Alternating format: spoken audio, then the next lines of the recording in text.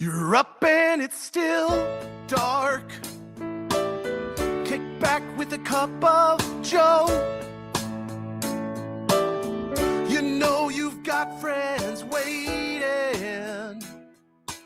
on 1620 The Zone.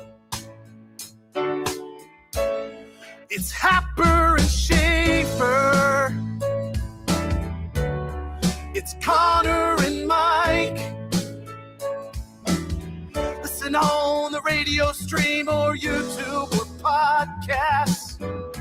Anytime it feels right. It's Happer and Schaefer. Happer and Schaefer. Good morning and welcome in. Happy Thursday and happy first day of the rest of your life. Potentially. Yeah. Or Maybe. what's the alternative? The last end day of my life. last day of your life. Potentially. Yeah. This is Happer and Schaefer here on 1620 The Zone and on 1620thezone.com and of course live on good old-fashioned terrestrial radio 97.7 The Zone in the Tri-Cities. It is game day. Try number 9 for Nebraska basketball in the NCAA tournament. And who knows, will it be like the previous 8 tries or will it be one of its own? Will they break the actual curse? They were in a haunted hotel during their time in OKC. Okay, so here's the question. I've heard that phrase being tossed around lightly this week, curse. Is this a curse? Is Nebraska basketball under a spell? No, they're bad. That's what I They've been tend bad. to believe as well. How So- many like really good teams have inexplicably lost in the NCAA tournament? Like one? One. Yeah, when they were 3 seeded, 91. Like that's kind of it. So I don't think this is a breaking of a curse. This is a release of it's like you've been just sort of held captive. I think there's a higher. We're talking curses 3 seconds into the show. This is horrible. I think wanna there's know. a higher likely chance Nebraska football is cursed because of the just randomness of why they've sucked for the better part of 20 years. You've seen that be good. You've seen that be Yes, really, there's really good. proof. Yes. There's no proof that Nebraska can do what they need to do today. We've never really seen Nebraska basketball be that good before. And so yeah, this is, maybe the people who make bad basketball teams are like, well, if they win today, that throws off my chemistry. Exactly. What's going on? So you got a chance to do something crazy. It's Nebraska and Troy at 11:40. You will hear all of Westwood One's coverage of the NCAA tournament right here on 1620 The Zone, starting at 10 o'clock. This will be the show of record today. This will be the only live show on 1620. Well, I guess that's not necessarily true because I think there's some post-game stuff that'll be coming from Oklahoma City. We'll get Josh Peterson on that. He will be joining the show at 7:30 from Oklahoma City. So this will be the only regular show on the air today of the 3, and here we are. We get the crack at this. This is it. Yeah, I told you as right when I walked in, I'm glad that I'm doing this show today and filling in because I was already up with the baby. I do like the morning, the first shift of the day from like 4 to 5. Yeah, this is new for you. I always thought that you were a nighttime guy. I am. That's the problem. I still stay up till midnight. Okay. That's you don't sleep. No, I don't. Right. Yeah, but I've found I'm like Kobe. He sleeps in 4-hour increments or slept in 4-hour increments. I do the same. Mamba mentality. Peak. Yeah, yeah. I just only sleep for 4 hours generally. So today, this would have been the longest, most miserable, and it still will be, but I'll have something to do like 4 or 5, 6 hours until tip. Yeah. I'll I'll be asking you a variety of different emotional questions. Yeah, and I'll have emotional responses that are not well thought out and probably overreactions. Yeah. So the thing about this show is that, it's not that nobody's listening. We love a pregame show, but nobody re-listens to pregame shows. No. Right? Unless you wanted to go back and see what your mindset was in like in the before times. Yeah. Times might be changing today. And maybe this will be something that people, this will be something of record, a documentation that we look back on and say, wow, these people really thought like this in a handful of years, or in 10 years. We put this show in a time capsule and say, at this moment, Nebraska had 0 NCAA tournament wins. And then, maybe it's 2045 and they have like 6 or something like that. Like, I don't know. Maybe they'll have 14. That's high aspirations over the next 20 years. I have no idea. It is, though. I mean, so that is a question. Let's save that, because that is a question I have for you today. There has always been this thought of, if and when it happens, it's been a win for a long time, right? Like, they're going to do it. Well, it might not be today, but they're going to do it at some point. Is the sky the limit after that? Does this open up some sort of portal door that Nebraska walks into where, things are more normal or whatever it is? So we could talk about that as we go on throughout the show today. I'm Connor Happer. That's Michael Snow, filling in for Mike Schaefer, an apt fill-in, both big Nebraska ball honks and fans, and excited to see what comes of today. Schaefer, we'll get... I don't know what we'll do. We'll check in with Schaefer tomorrow, maybe at some point. Snow won't be here, but we'll check in with Schaefer tomorrow. It sort of depends on the context. I think we check on him regardless of the game. Yeah, but I'm dead serious when I say this. I am not going to be rubbing it in if they lose. You won't be immediately. No. Yes, correct. You'll give it time to the wound. The problem is there's no amount of time. You are right about all this, by the way. It'll be later, but I won't be sitting there on the internet later today or tomorrow, just snickering to myself. You're not going to make like any sort of like almost jab at it. I think I'll probably stay off Twitter today if that happens, because I'm probably a good call. I'm scared. You'll lose like friends and followers for. I don't care about for that. Like 48 hours. No, friends I do care about, obviously, but I just don't want, it's not. I'm not going to do that today. But so I don't know what tomorrow's show is going to be like if they lose the game. Yeah. I just 4 hours of hardcore basketball analysis or something like that. It's a thought Will is not able to leave my mind. I dreamt about basketball last night. Not even Nebraska basketball, but just basketball in general.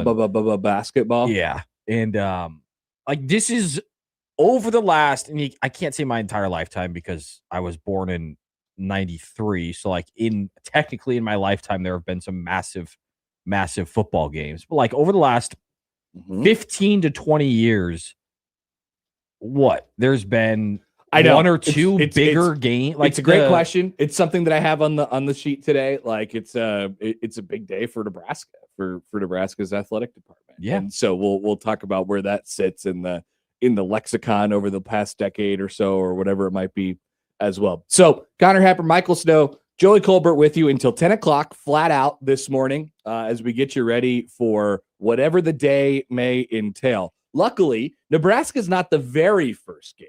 When they say the ball is tipped, it will not be Rink Mast losing the tip off to somebody else who's 6'8". Right. It will be some guy for TCU and some guy for Ohio State. Yep. And then they will be the first thing on One Shining Moment. Or maybe they take the first 4-1.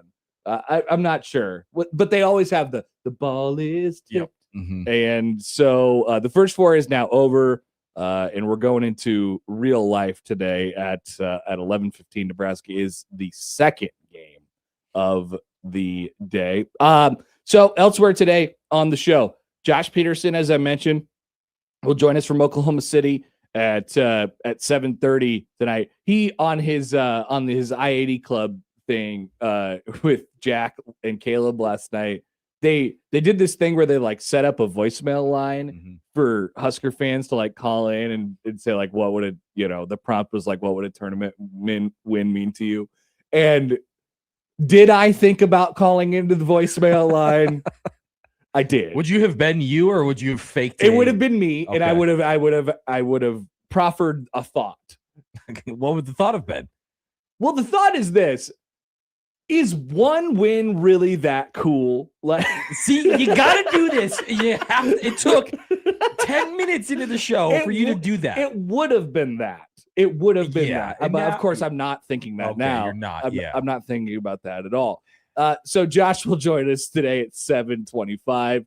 Brian Christopherson is also in Oklahoma City. He will join us today at 8:25 or 8:30 as well. Our final bracket sim of the day. Elsewhere, we'll react to some things that happened in basketball last night and beyond, and we'll continue to tap into the very raw and fragile emotions of young Michael Snow. This has the potential to be a very, very bad day. So yeah, like everything, I'm on edge.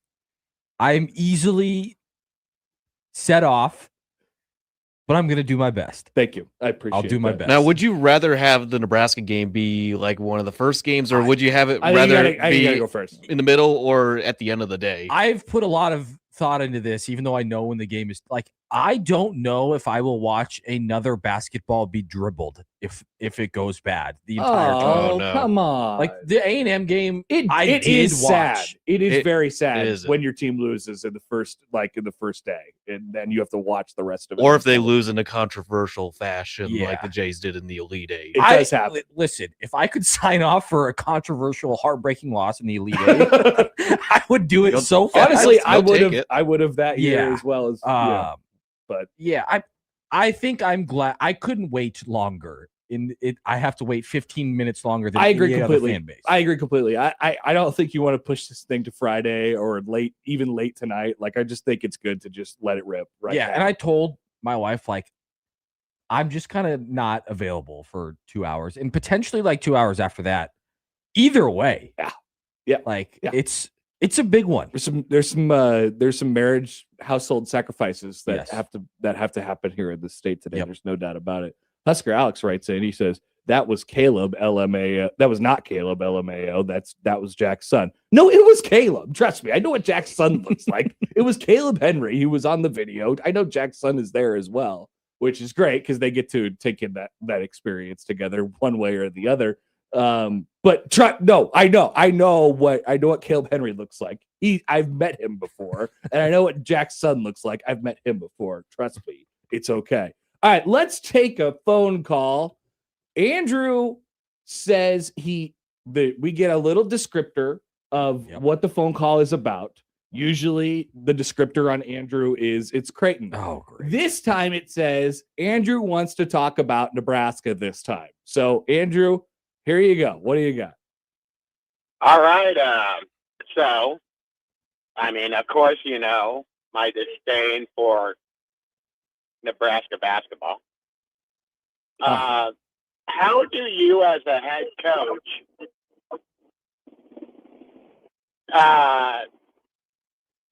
take the elephant out of the room before the game to take the pressure off? Like knowing they haven't won an NCAA game and the pressure has to be big. How do you handle that as a coach, you think? Yeah, Andrew, thanks for the call. So Fred said yesterday that he doesn't talk about it, and he doesn't plan to like address it.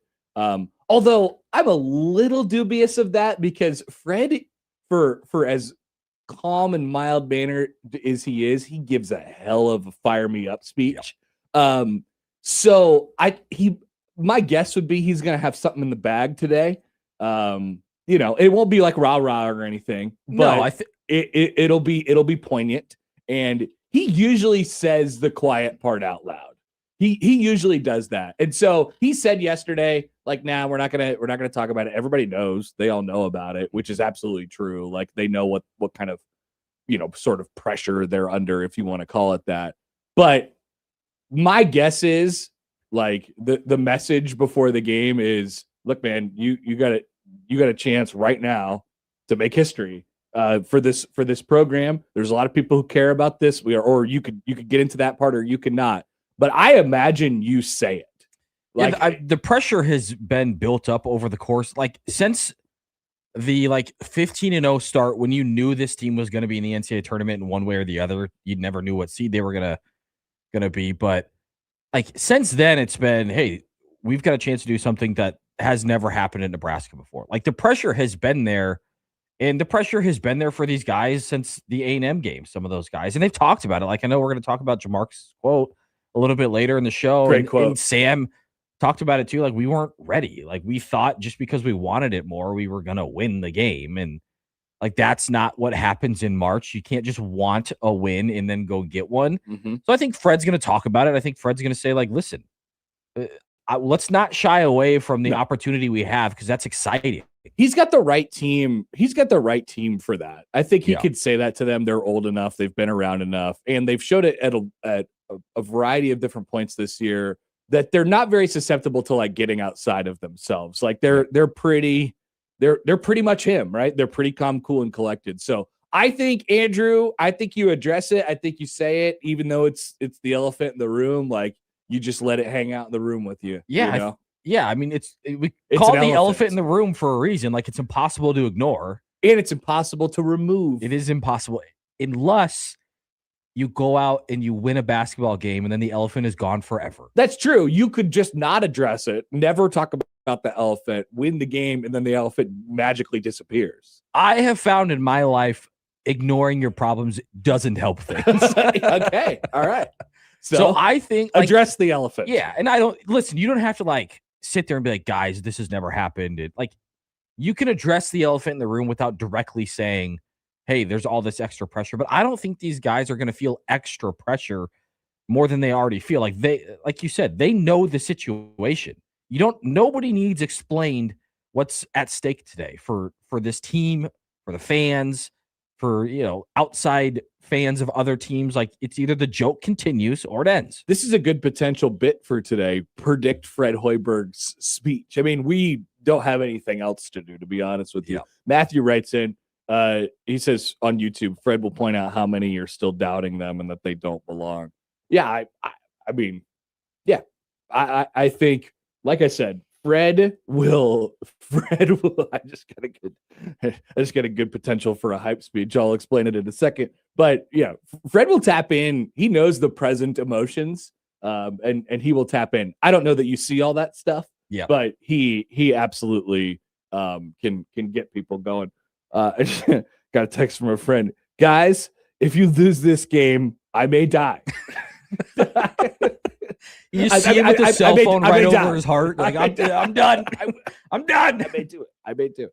All right. So that is just a taste of what we have coming up today on the show. As we mentioned, Josh Peterson, Brian Christopherson will join the show. We would love to hear from you. This is an all-inclusive, all-encompassing thing today, all the way up until 10, 402-951-1620 on the Prairie Flower Casino Zone hotline. You could call or text that number. You can tweet at @HappenSchafe, at Connor Happer, at Mike R. Snow on the Liquid Trucking Zone Twitter feed. You can email Connor at 1620thezone.com or Joey at 1620thezone.com. And if you want to email Schaefer, he's not here, but he'll still get emails. Mike at 1620thezone.com.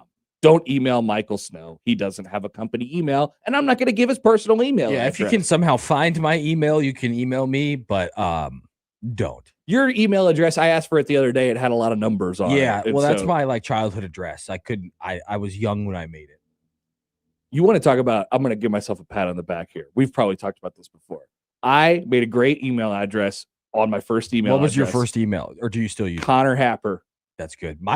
At Connor Happer, and it was like, and I still use it. I've only ever had one email and a company email. My first ever email was diehardcubby1908 at yahoo.com. So you did eventually get a new one. I have a Yahoo one I still use because it's just Mike R. Snow.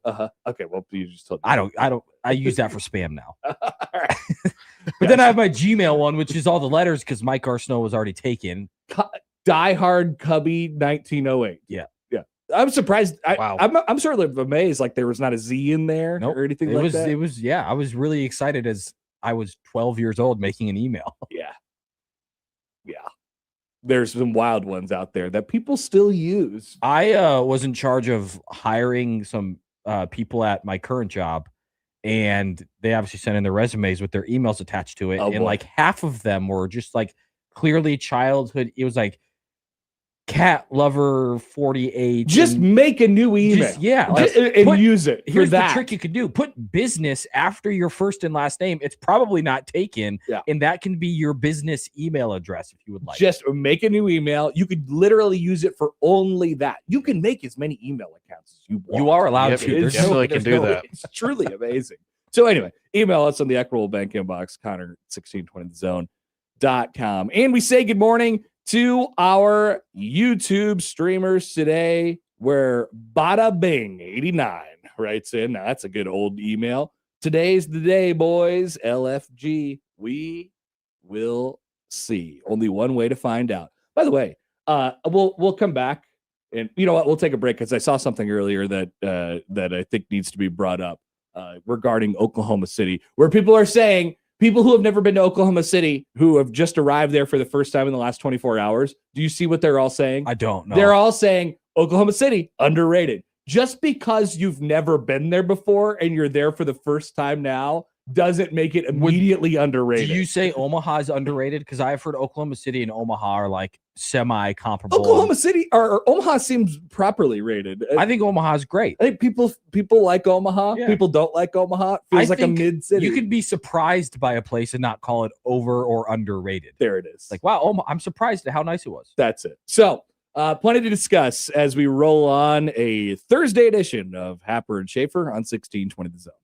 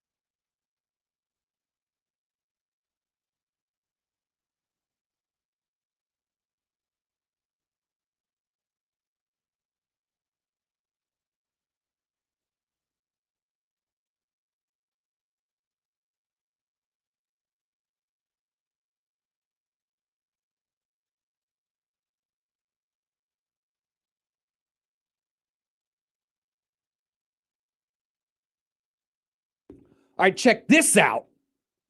You can enter online at 1620thezone.com for a chance to win the Red Zone giveaway. What's the Red Zone giveaway? A pair of tickets to see Zach Bryan at Memorial Stadium. Zach Bryan is with Kings of Leon, J.R. Carroll on April 25th at Memorial Stadium, the With Heaven on tour. You can enter online to win tickets to that event, which is a big one at 1620thezone.com. Do you think he'll bring Fred out for the last song instead of Matt Rule? I think it might depend on what happens today. It's good to Literally depend on everything today's over game. the next 2 months it hinges on today. What jersey he'll be wearing at the end of his show will depend on what happens Which today. would be the Say most Tominaga. ironic for him to wear, like, of this team. Like, if he came out, he'd be like, huh, that's He'll wear a Jared Hoy- Garcia, that'd be good. Leo. Bearcay Buchton gel. That'd be a good one just to have. Hey, if he came out rocking the Bearcay Buchton gel, I'd be like, whoa, this guy knows ball. ball. that's what I would say. All right, let's go to the Prairie Flower Casino Zone hotline. It is our dear old friend, Nebraska ball Mike. Mike, it's so great to hear from you. What's going on? Did you really think I wasn't going to call today? I wasn't sure. We haven't heard from you in a while. Let's see if I remember how to do this. Okay. As many thousands of fans as we might have down in Oklahoma right now, and I'm sure we do, this isn't for them. This isn't for us. This is for Piakowski. This is for Chubbuck. This is for Strickland.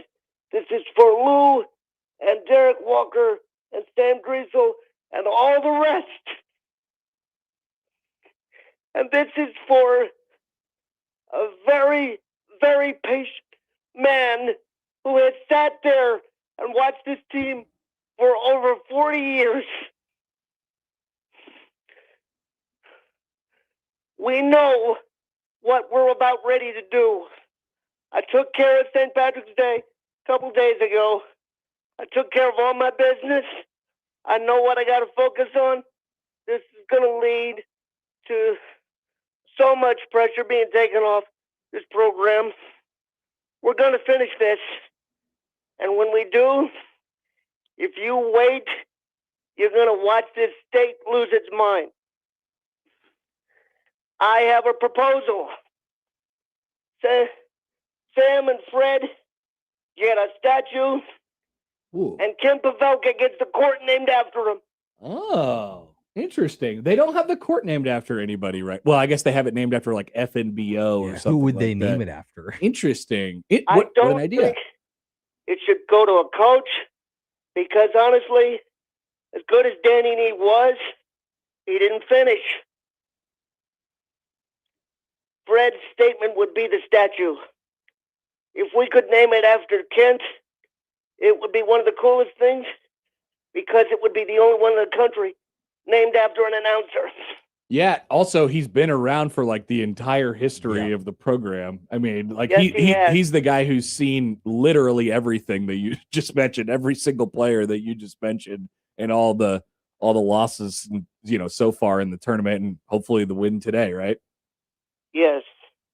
So, Mr. Dannon, if you're up this early and you're paying attention to life, think about that one. All right, Mike. Well, how are you going to enjoy the game today? What is your setup? What's your situation? Oh, I'm going to be just watching. I'm not a very good watch. I'm not very good company. Yeah, I can't imagine. focused. I wouldn't be either, for the record. I'm focused. I get frustrated early.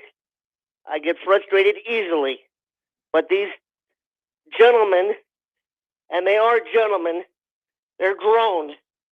They've done it all year. They weren't even supposed to be here. Guess what? They're here. And if you want proof this is going to be a different year, where were the ladies last night? Durham, North Carolina. I don't know how the specifics worked, that's where the first floor was, but what a building to be in. And that is not the last statement that Nebraska basketball is going to make this year. I promise. Mike, I salute you, my friend. Good luck today, and see you on the other side. All right. Okay, there he goes. Bye. Nebraska ball, Mike. I am worried for him. Yeah. He's got a lot of pressure on his shoulders. It's going to be a very stressful day. That didn't help me. No. I that made my stress ratchet up too, because now I have to worry about Nebraska ball Mike and me, Mike. So I don't really want to talk about I don't want to super get into what do you do to honor this team and the fact that they won an NCAA tournament game until they actually do it. Is that a fair? Yes. Okay. For the love of God. So yes. I'm not going to rename the court yet. But build the statue if they do. I'm not going to build any statues quite yet. Interesting ideas, but let's let it happen first. And people will laugh. There is a lot of over the last 24 hours. This feels, and I don't know how it felt in 91 when they were a 3, and I can only speak to really their last 2 NCAA tournament appearances, 24 and 14. And it always felt like it was going to be a grind to win those games if you were going to win them. It was never a widely accepted fact, and it was never a coronation, right? Like you didn't walk into this day, and there's always going to be an element of discomfort in the NCAA tournament, but the prevailing thought is today's the day. The prevailing thought is today's the day, and I don't know that it's ever been this strong in the history of that feeling has ever been this pronounced in the history of the program. Yeah, I mean, it's a different thing. If this was a regular season game, you would look at it and be like, all right, they're going to go in, they're going to win by 15, that'll be that. The thing is, it's obviously not. So there's the added, stakes, pressure, all of the above, historical context. So yeah, this is a game, Nebraska. If you just look at basketball, if you just look at this as a basketball game, this is a game Nebraska should win. What? 49 out of 50 tie. Like they're a 15-point favorite, essentially a 13-point favorite. They should win this game almost every time just on the basketball court. That's not what this is, though. I mean, there's so much more that goes into this, and you see it every year, except for last year. Yeah. Those upsets happen. Which happens to scare you, of course. Yeah, well, everything. I'm easily spooked right now. I saw your tweet last night about the guy who did all the things that came back to Troy. Yeah, didn't like it. It meant nothing. All of it was made up. Yeah. Didn't like it. I don't. Yeah. I've seen a lot of signs, even walking in this morning. Like I've seen a lot of signs of like this could not be a good day. Yeah, I will see. Can you give me one example, please? What? I saw an actual bullet on the ground. An actual bullet, like an unspent bullet on the ground. That's interesting. On my way into What's work the significance today? of it being in its case? Still? It's yet to be shot. And there's something that shoots it around. I saw a bullet this morning. It's like when you leave a bullet for somebody with their initials etched on it, letting them know that this one's for you. Yeah. Like an actual, I'm not making that up either. No, there's a literal bullet that I saw. And that's just, I've added it to right now on my list. I have ghosts primarily, just get out of the hotel as soon as you can. Overinflated basketballs, which we'll talk about. Big deal. Offensive rebounding and bullets. Yeah. Those are my, I don't have a lot of. Only one of those is like a real thing. I don't know. You must not believe in ghosts. I not really. No, I've stayed in a haunted hotel before. Yeah, I'm choosing to continue to not believe in them. If Nebraska loses today, I might believe in them. So this is a different thing. This is a different feeling. And I want to, people are getting maybe a little far ahead of themselves. I don't really blame them. I haven't put a second of thought into playing Vanderbilt. You can't do that. Good. You cannot do that. Good job by you. Yeah. You just can't do it. Good job by you. So we'll have plenty to discuss. And once again, we welcome you all into the show today. Feel free to share your emotions with us if you feel the need to do so. 402-951-1620. We'll be back. Josh Peterson's going to join us from Oklahoma City coming up in less than an hour. We'll continue on with Happer and Schaefer up next on 1620 The Zone.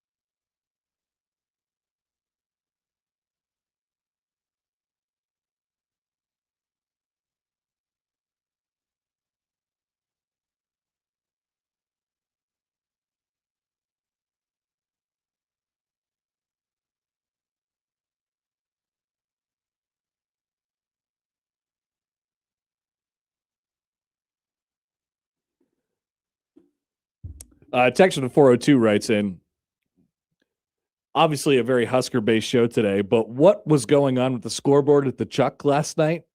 Okay, so thank you for asking. I have kind of an answer to this. I don't know if it'll make any sense or not.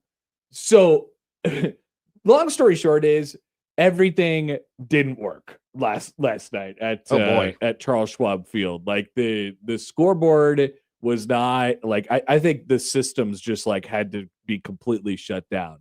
It affected stuff on our broadcast. I don't know what was going on, but this is why those people who work over there, the people at Mecca and the people at Creighton, are the best. They somehow find a way to make a half decent, presentable baseball game, both in-house and on broadcast. And we also have to, figure out a way to make it be, seamless and get ready to go for the College World Series. And that is part of what the Creighton games sort of like responsibility is. Obviously, you want to put on a good show for Creighton and all their players and all their fans and stuff like that. But you're kind of working out all the kinks. You got the new scoreboards, you got the new ribbon boards. There's a lot of new tech. They rebuilt a whole new it's basically what you would imagine a TV truck is up there in the production booth. All new technology. So they're working. The best minds are on it, is all I can say. And I trust them implicitly.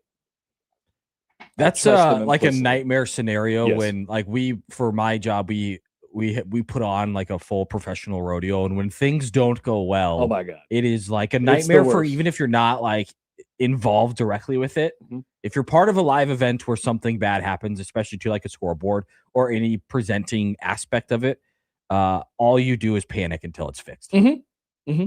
And then people ask you and you say, I don't know. It didn't help last night that we had a sort of long, like kind of excruciating game. It could have ended up a lot longer than it did. The last like 2 or 3 innings really sped up. Creighton won, by the way, against Omaha yesterday. And it was a perfect night for baseball. So they could have shut the scoreboards off and everybody would have enjoyed their time because it was a beautiful, beautiful night downtown. Okay. So that's, I mean, maybe that answers your question. Maybe it doesn't. So I was looking on the ESPN page. I wanted to get a rundown of all the games today.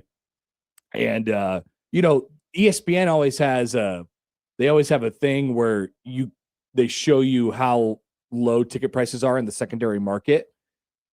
This is very interesting. I saw that the number on ESPN's website was for Nebraska Troy, tickets as low as $27. What happened? I thought I'm not saying this. How many people does this arena fit? I'm not trying to be an antagonist. I think it's like 19,000. I mean, it's an NBA arena. But I thought we were going to be loaded to the gills here. And apparently the demand is maybe gone down a little bit, or I have no idea. This is on the secondary market. I think there was a lot of folks who were initially looking at the secondary market. Tickets were sky high. Mm-hmm. And don't get me wrong, they certainly are still in the lower bowl. But then realized, oh no, you could just go like on the NCAA website, like they have it, and you can just get them. There is an allotment of tickets that is just available for you.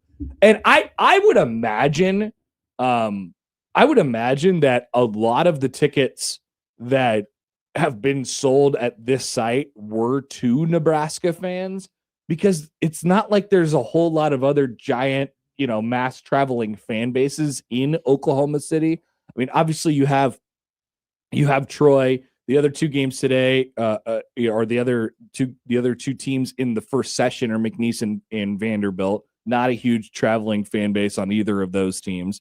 And then you have Texas A&M, St. Mary's. Texas A&M always travels decently well.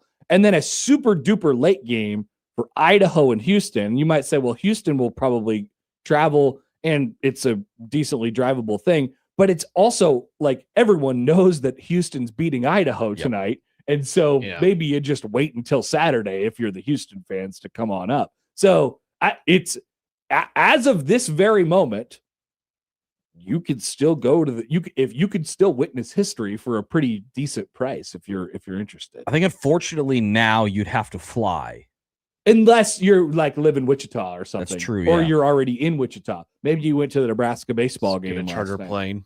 Or you Or can, charter. you could You're somehow saving all this money on the ticket. You can now charter a jet. That's true. You could somehow hook up a charter plane like sometime between now and like the next hour. Get down there and My sister says no. get ready to go. Now I imagine I imagine you would have had to already left by now. Oh, look, it's old man Doug again. He writes in, who is today's guest co-host? It's Michael Snow. It's Mike S. the same guy as yesterday. The same one. Yes. It's- And The question is Doug going to call in again and ask about your allegiances and where they lie and what your I have takes been are on- very clear to You have. everyone. I dislike Creighton greatly, and I love Nebraska with all my heart. You have been very Yes. clear about this. And I won't hide it. No 1620 the J today. Cody writes in, he says, is it safe to assume that all Mikes are Nebraska basketball super fans? Well, we have I know three. 3. Yeah. You, Schaefer, and Nebraska ball Mike. There's Random Mike is, I don't know about a super fan. Like, I think he likes Nebraska women's basketball more than Nebraska basketball, just by, judging off of our conversations from before. But I think there's a lot of Mikes out there that just love Nebraska ball. Yep. Yes. yeah. And And we all that's- have a group chat. That's more than just Nebraska ball Mike. Mm-hmm. That is for sure. All right. So once again, the ticket part of this was interesting. Elsewhere, you have just a great setup of games today. I know that there is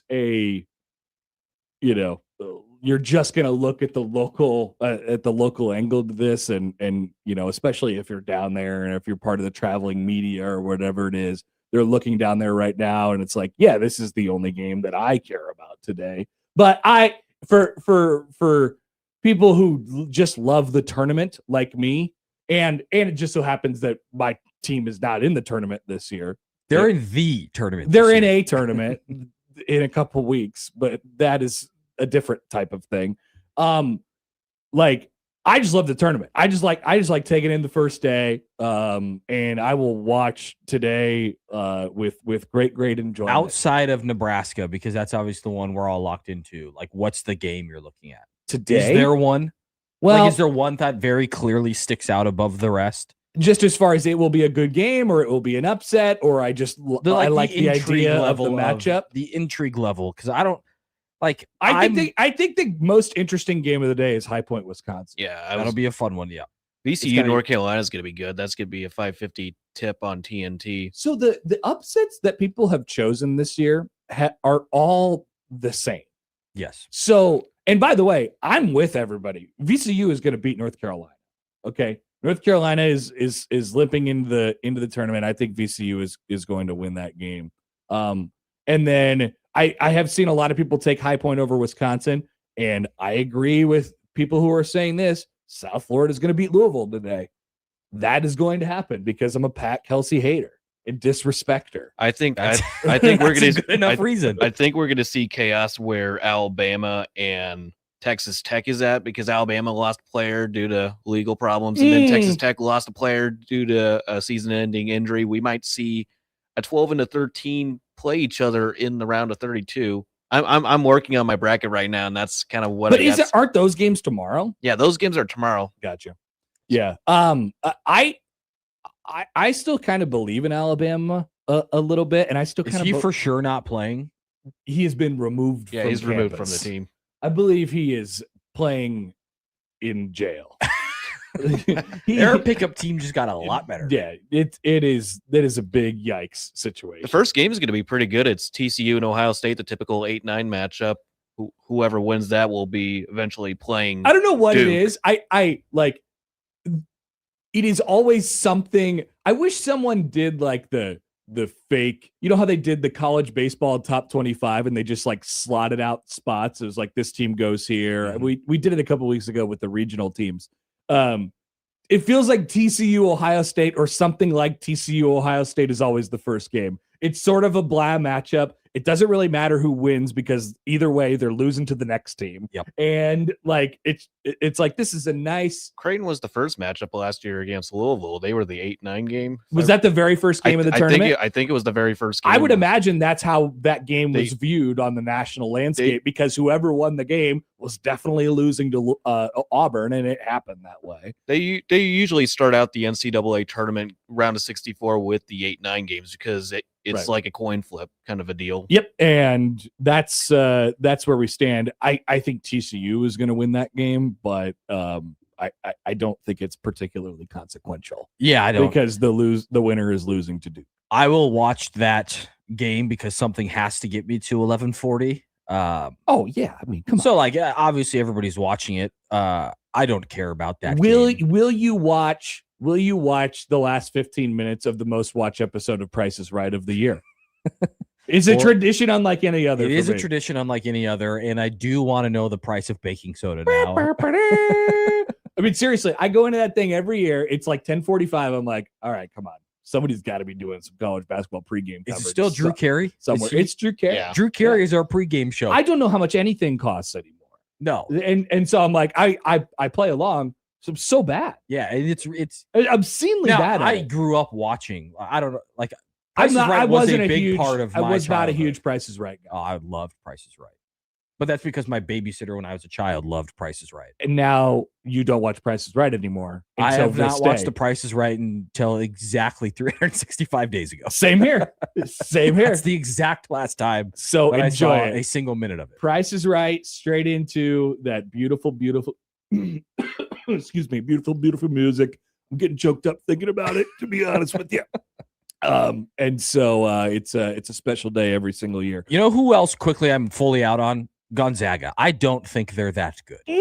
I think they lose. They'll beat Kennesaw State, but I think they lose in their second round matchup. Okay, I've heard. I'm fully out on Gonzaga. The person whose chair you're sitting in right now, I think, would agree with that take. He hates as well. UConn too, doesn't he? He does. I'm not Gonzaga, a UConn UConn believer either. Interesting. You Nebraska ball. I'm not a Hawks all Big think East the same. believer. We'll take a break. We'll be back after this on 1620 The Zone.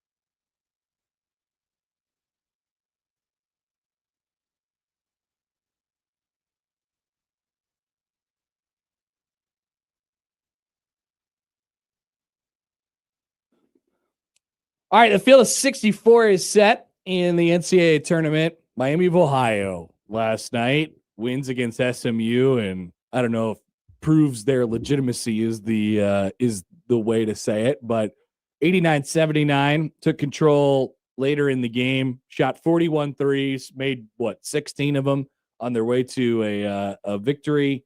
So they move on to the next round to get Tennessee. Prairie View A&M, shout out to Prairie View A&M, the champions of the SWAC. They finished I think 7th or something like that in their league. Yeah, something like that. And won the conference tournament and then won their first game in the NCAA tournament against Lehigh. So did you hear the sub story of last night? So the SMU, Miami of Ohio, two of the last teams in the field, obviously, along with Texas and whoever Texas beat the other night. NC State. NC State, thank you. And SMU is the team that takes that takes the center stage here.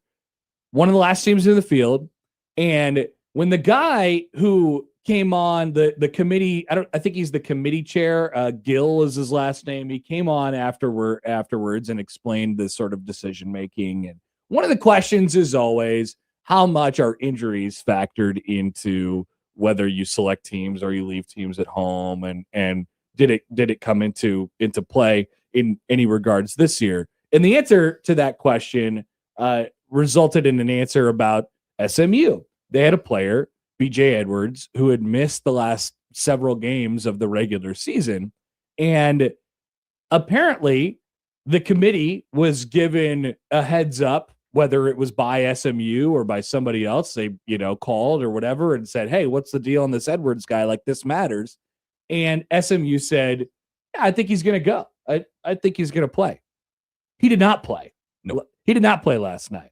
And the committee sent them to Dayton.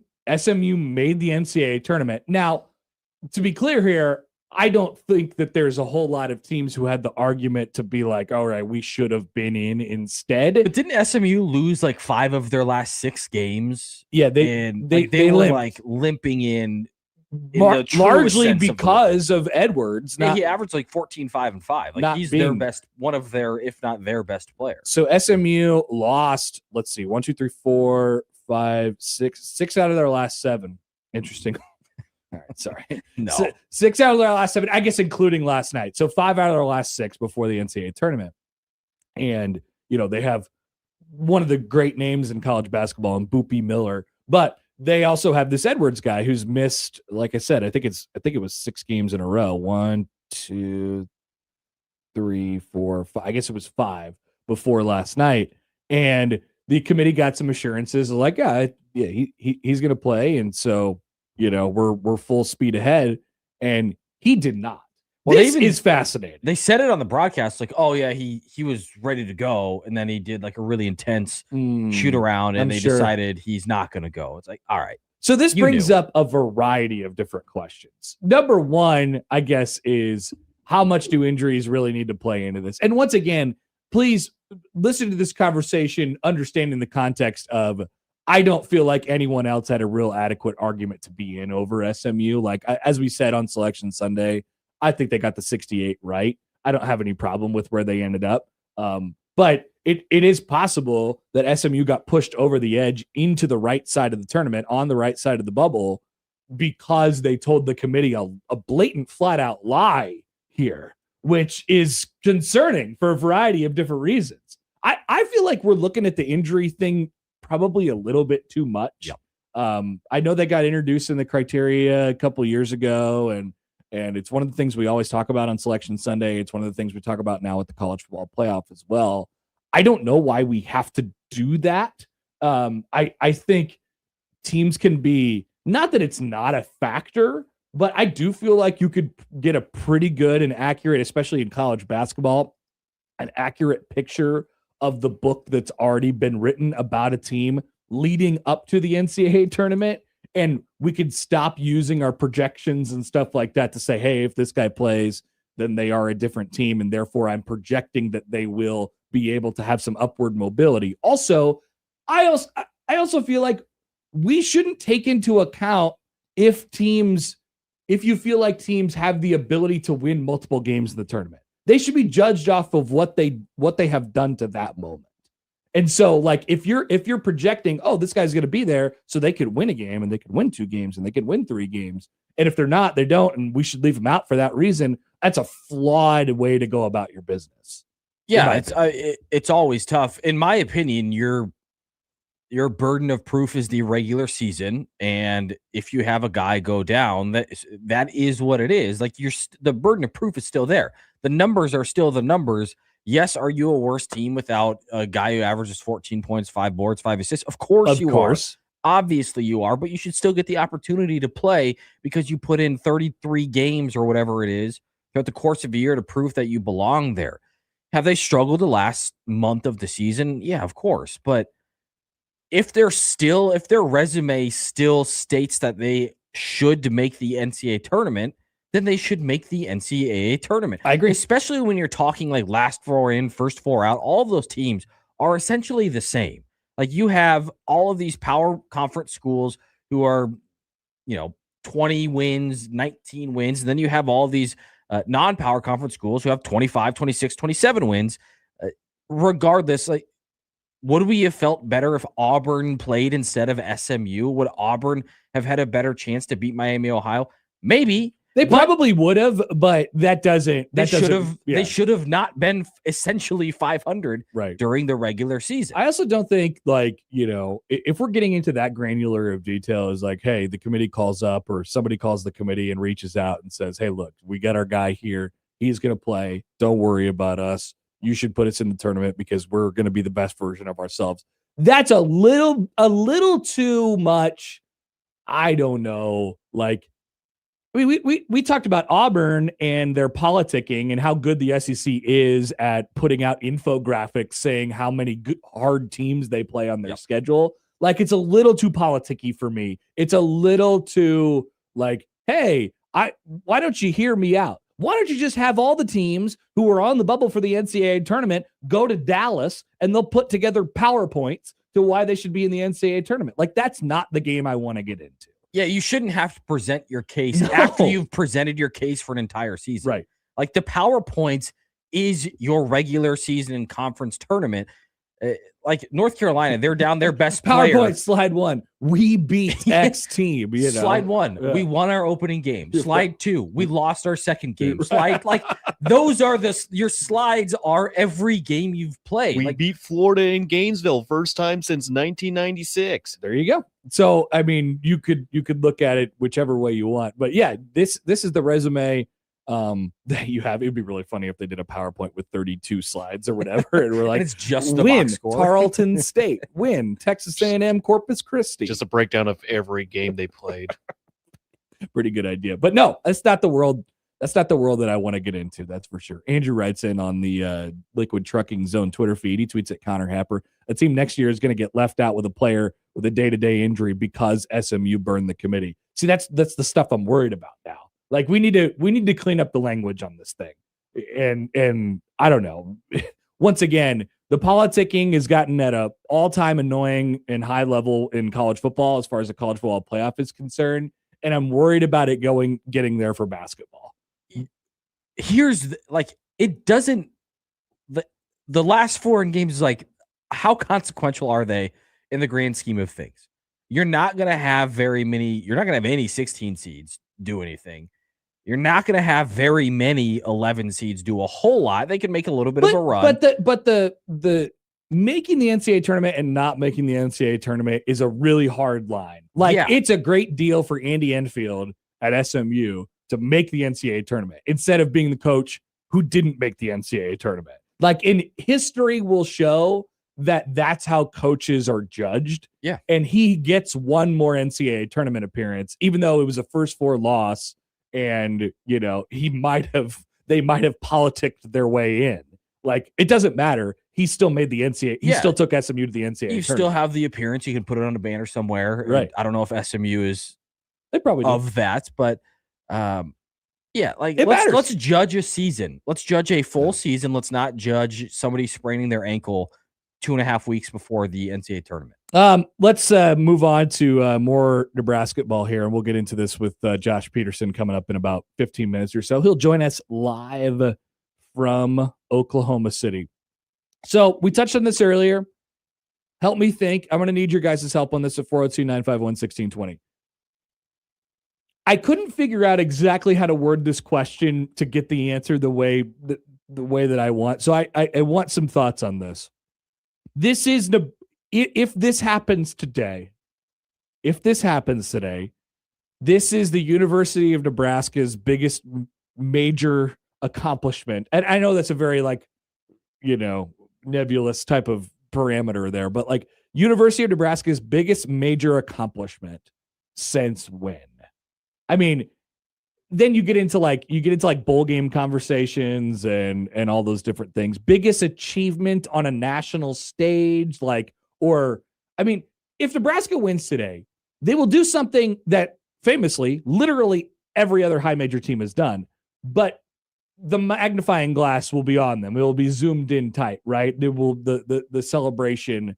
I think obviously locally will be huge, but nationally it'll be like, whoa, Nebraska, what a story. They did it like what Northwestern did a handful of years ago when they won their first game. Maybe not that much because we know how much Northwestern is the darling of the national media. But you get the point. Like Nebraska will be in the spotlight here. And so I'm trying to think in a positive light when Nebraska, the university, football, basketball, whatever, has been in the national spotlight like this. Volleyball, like a national championship volleyball game, which is famously too long ago now. Yep. It's been a few years. From a positive perspective, I mean, you could think of a lot of negative things. There's been plenty of them. Big football losses. Volleyball is even responsible for a couple, heartbreakers. Yeah, right. I guess the Elite Eight match against Texas A&M this year was not a fall flat on your face performance. They just got beat. That was a stunning, in a thriller. Got beat. Yeah. Right. But it was a big sort of national, type of story. And I don't know if I can remember. I don't know what the first thing that comes to my head as far as if Nebraska wins this game, they'll be painted in such a positive national light as an accomplishment from the university's perspective. I don't know what that is. Volleyball Day. That's from Jordan. That's not bad. On YouTube. Volleyball Day. That's not bad. Which is unfortunate because that didn't have any stakes to it. It was just a really, really awesome day. It didn't have any. Yeah. It obviously had a huge impact on the sport of volleyball and put Nebraska front and center, but it didn't have any real season-long. Yeah, no. Stakes to it. But it does. I mean, it meant a lot for the program, and it's still talked about. This would mean a lot for this program, and it would be talked about, and we could talk about what happened sort of going forward. Football, I don't even know what their nominee would be. Sue, famously, in the Heisman race. Famously, they haven't had a ranked win since 2016. They've won one bowl game since, and I think you have to go back to 2009. Sue in the Heisman race was the last time. Nebraska was front and center then. And the entire country thought Sue should have won the Heisman. But that's an individual accomplishment in a season where you still didn't win. The first 4 games of T-Magic. That was unbelievable. That was great. What a great time. Thursday night at K-State. That was the first run of the second half to just shut up all of Kansas State fans. Oh, that was a great time. Yeah. Him throwing for 290 yards against Oklahoma State. I tweeted out the clip not long ago of because remember that game was it was 17-3 at half, and Herb Street was doing it, and he was going on this monologue right coming out of the locker room. He's like, K-State needs a big stop here. If they get this stop, they're right back into the game. And immediately, that was Jesse Palmer. Yeah. Oh, it was Jesse Palmer? Yeah, it was Jesse Palmer. Okay. He immediately ran for 85 yards. Yeah. And then they pan to the crowd, and there's just this one kid with just a stunned face. They're who the hell is this guy? This guy can't throw the ball, but we can't stop him. Maybe those were positive national moments. Whoa, this is something. The best thing to happen in Nebraska men's sports is an 80-yard run against Kansas State in 2011 or 10. 2000. Roy Halou that season had the 306-yard game against Missouri. Yeah, the Missouri Roy Halou. I still have that news article. Just a week after they pulled off the Kenny upset Bell, on Oklahoma. Kenny Bell folding a guy in half Yeah, when they but lost got That was lost by 72. 100. 70 to 31. That Taylor Martinez famously also had an incredible run in that game. Gus Johnson, shout out to Gus Johnson. That was when he could probably see during that time. Or yell without his voice giving out. Yikes. Thank you, Joey. Here is Donnie on the Prairie Fire Casino Zone hotline. Morning, Donnie. What do you think? Hey, I'm on my way to Oklahoma City right now. 7.5 hours because I wouldn't miss this for anything. My son and I were just talking about this the other night, what you guys just brought up, and I'm in my mid 50s, and some people might roll their eyes at this, but I think a win today, to be in that presence of that thing, of that happening, of them finally getting off the books, it compares to when I was 3 seats from the top of the 50-yard line in the Orange Bowl, watching Schlesinger roll into the end zone. Oh, Man. To me, it's a defining moment for a program for my lifetime. Anyway, it's something that I will always remember. When people talk about the national championships, I always go back to that one moment, and I want to be in that stadium today when they win, and to be able to have that memory of you know what, I was there. I've been a fan since I was a little kid of Nebraska basketball. I remember the 90s and how frustrating this whole thing has been, but to be part of this and to have that one memory of that happening, I think is definitely going to be worth it. Donnie, thanks for the call. Appreciate it. And I'm glad we're talking about the same stuff that you and your son are talking about. That's always a good thing. So that's great. I mean, who am I to say no? I mean, here's a lot. This means a lot to a lot of people. So is this game bigger than a national championship, an Orange Bowl, a BCS Bowl? Of course not. No, it's a game against Troy. But but I listen. I wasn't alive for. I was conscious, but not like alive for Nebraska being great at football. Yeah. But I can't sit here and say that this should mean less than any of those games, because if you've been a fan of this team your entire life, I have. I'm 32 years old. You haven't seen a whole lot of good. You know, anybody older than me has seen some good, but it's been ended in heartbreak. Like, this is like, it could be cathartic for you just to be like, it's done. Like, it's over. We finally have the bare minimum of what a power conference program should have. Does that set you up for a letdown into the potential second round? Sure, whatever. But this is something that people have been waiting to see for their entire life. You know what's funny? A lot of this has been, I really appreciate how Nebraska basketball, as sort of a outward identity of their program, you know, the meme stuff, and like it's a very lighthearted. I hope that stays, you know, because I think you could look at it from the perspective of this win. It kind of legitimizes you. It almost takes away some of the, you know, the Comic Sans-y nature of like the program. Yep. That people have steered into, but at a certain point, you do want to be taken seriously, and this does help you in that realm. Hiring Fred Hoiberg helps you there. He brings an immediate sort of prestige and legitimacy to the job. Having Pinnacle Bank Arena gives you that, and winning an NCAA tournament game might be like the last step of like, we have shed this weird, sort of awkward, funky looking past. Nebraska basketball is a gimmick right now. Like, yeah, it's like, yeah, to everybody else, it's just like, that's if hilarious. you took it like, you know, I remember Miles when he got here and he was going around campus and trying to get everybody to go to the games and like shaking hands with people and like all that stuff. That doesn't, you know, that might happen occasionally at a big school or at a perennial tournament contender or something like that.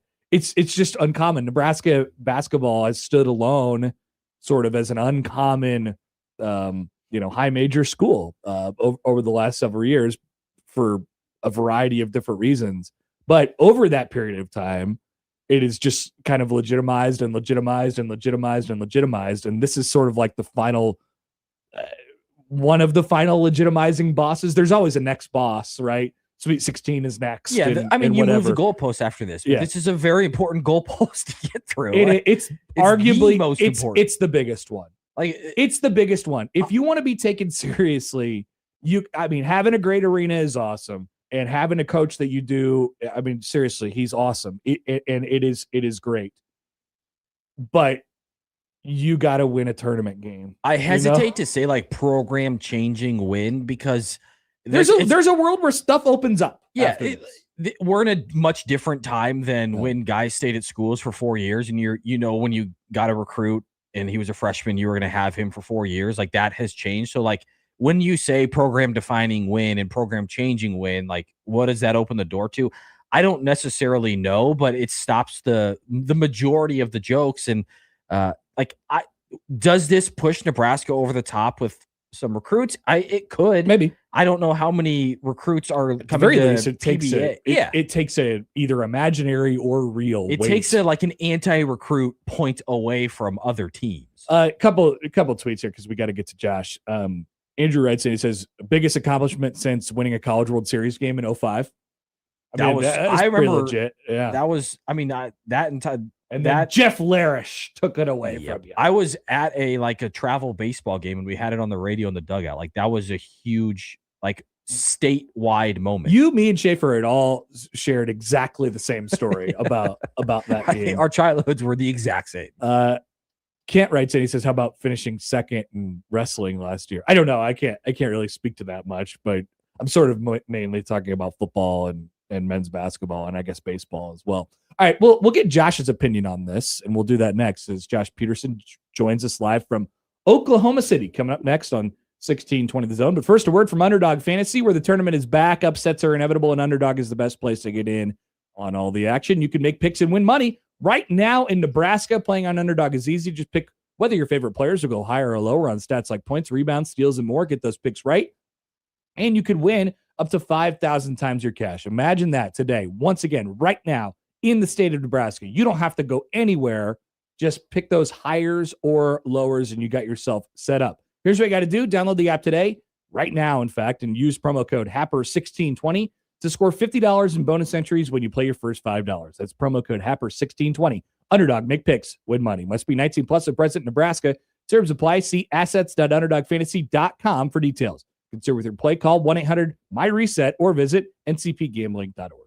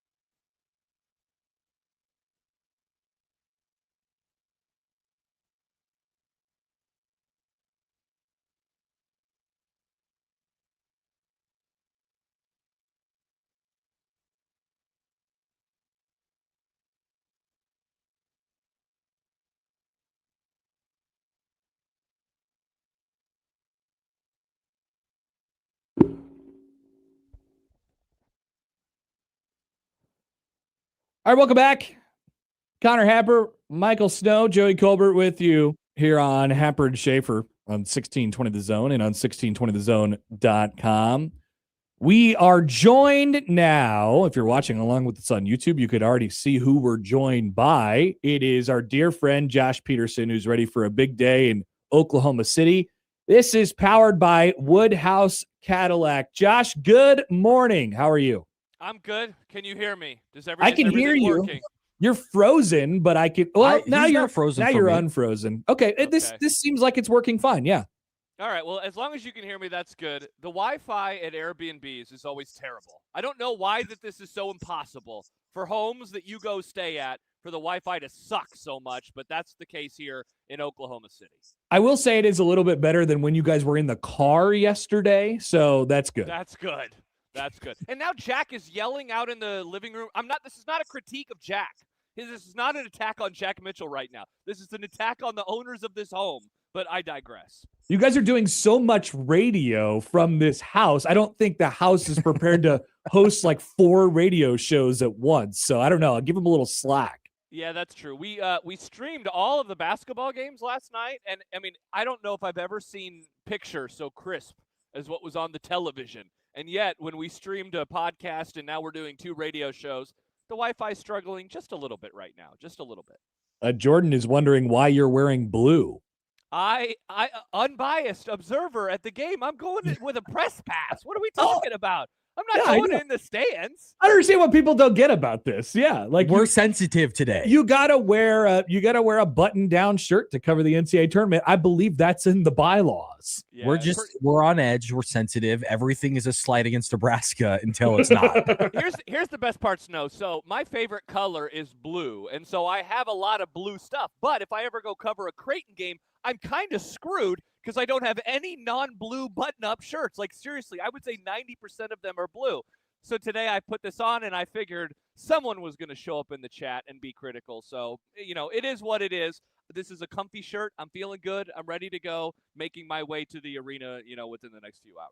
Yeah, that's awesome, man. All right, so I know people were really starting to fill the place up last night. I don't know exactly where you guys are at or how much you've been out and about to see or feel it yet, but what's the buzz like down there right now? Yeah, so we are off the strip, as it were. If this was Las Vegas, we are definitely somewhere in like a suburb. The way that Johnny described it, Jack's son, was he says that Oklahoma City is like a mixture between Kearney and Chicago, where he says you look and you see a big building and it's like, hey, look, it's Chicago. And then you see a building and you're like, what on earth? That looks like it's from Kearney. And so our new friends out in Kearney on 97.7 The Zone, I hope that they enjoy that joke. So we missed out on all of the fun and frivolity of the bar scene last night. I had many photos and videos sent to me by friends, and it looks incredible. And so in our little time near the arena yesterday where we got Caleb and I's media passes, we saw lots of red. We also saw a Texas Tech fan for some reason, but lots of red otherwise. And so yeah, people are very much ready to go. We also, get this, so we were trying to figure out where to go for the media passes. We're like, okay, we know it's on this side of the building. We're trying to get our bearings. Where is it? No joke. We see Tom Chattel walking. We say, Tom is absolutely going to get his press pass. Let's go follow Tom Chattel. Wouldn't you know it? We went in. We got our press passes. We were good to go. Has Tom written about the Big 8 yet since he's been down? Because I think he has, actually. I think the answer is yes. Yeah, his first column, I think it was his Tuesday column this week, was basically it. I think he led it with, you didn't think I was going to write about this week without going down memory lane, did you? I mean, it's good for Tom to lean into the bit. It's absolutely fantastic. We were looking, by the way, speaking of the buzz, a little bit. I was, I pulled up the ESPN tab for all the games today, and it said that you could get into this game for like in the high $20.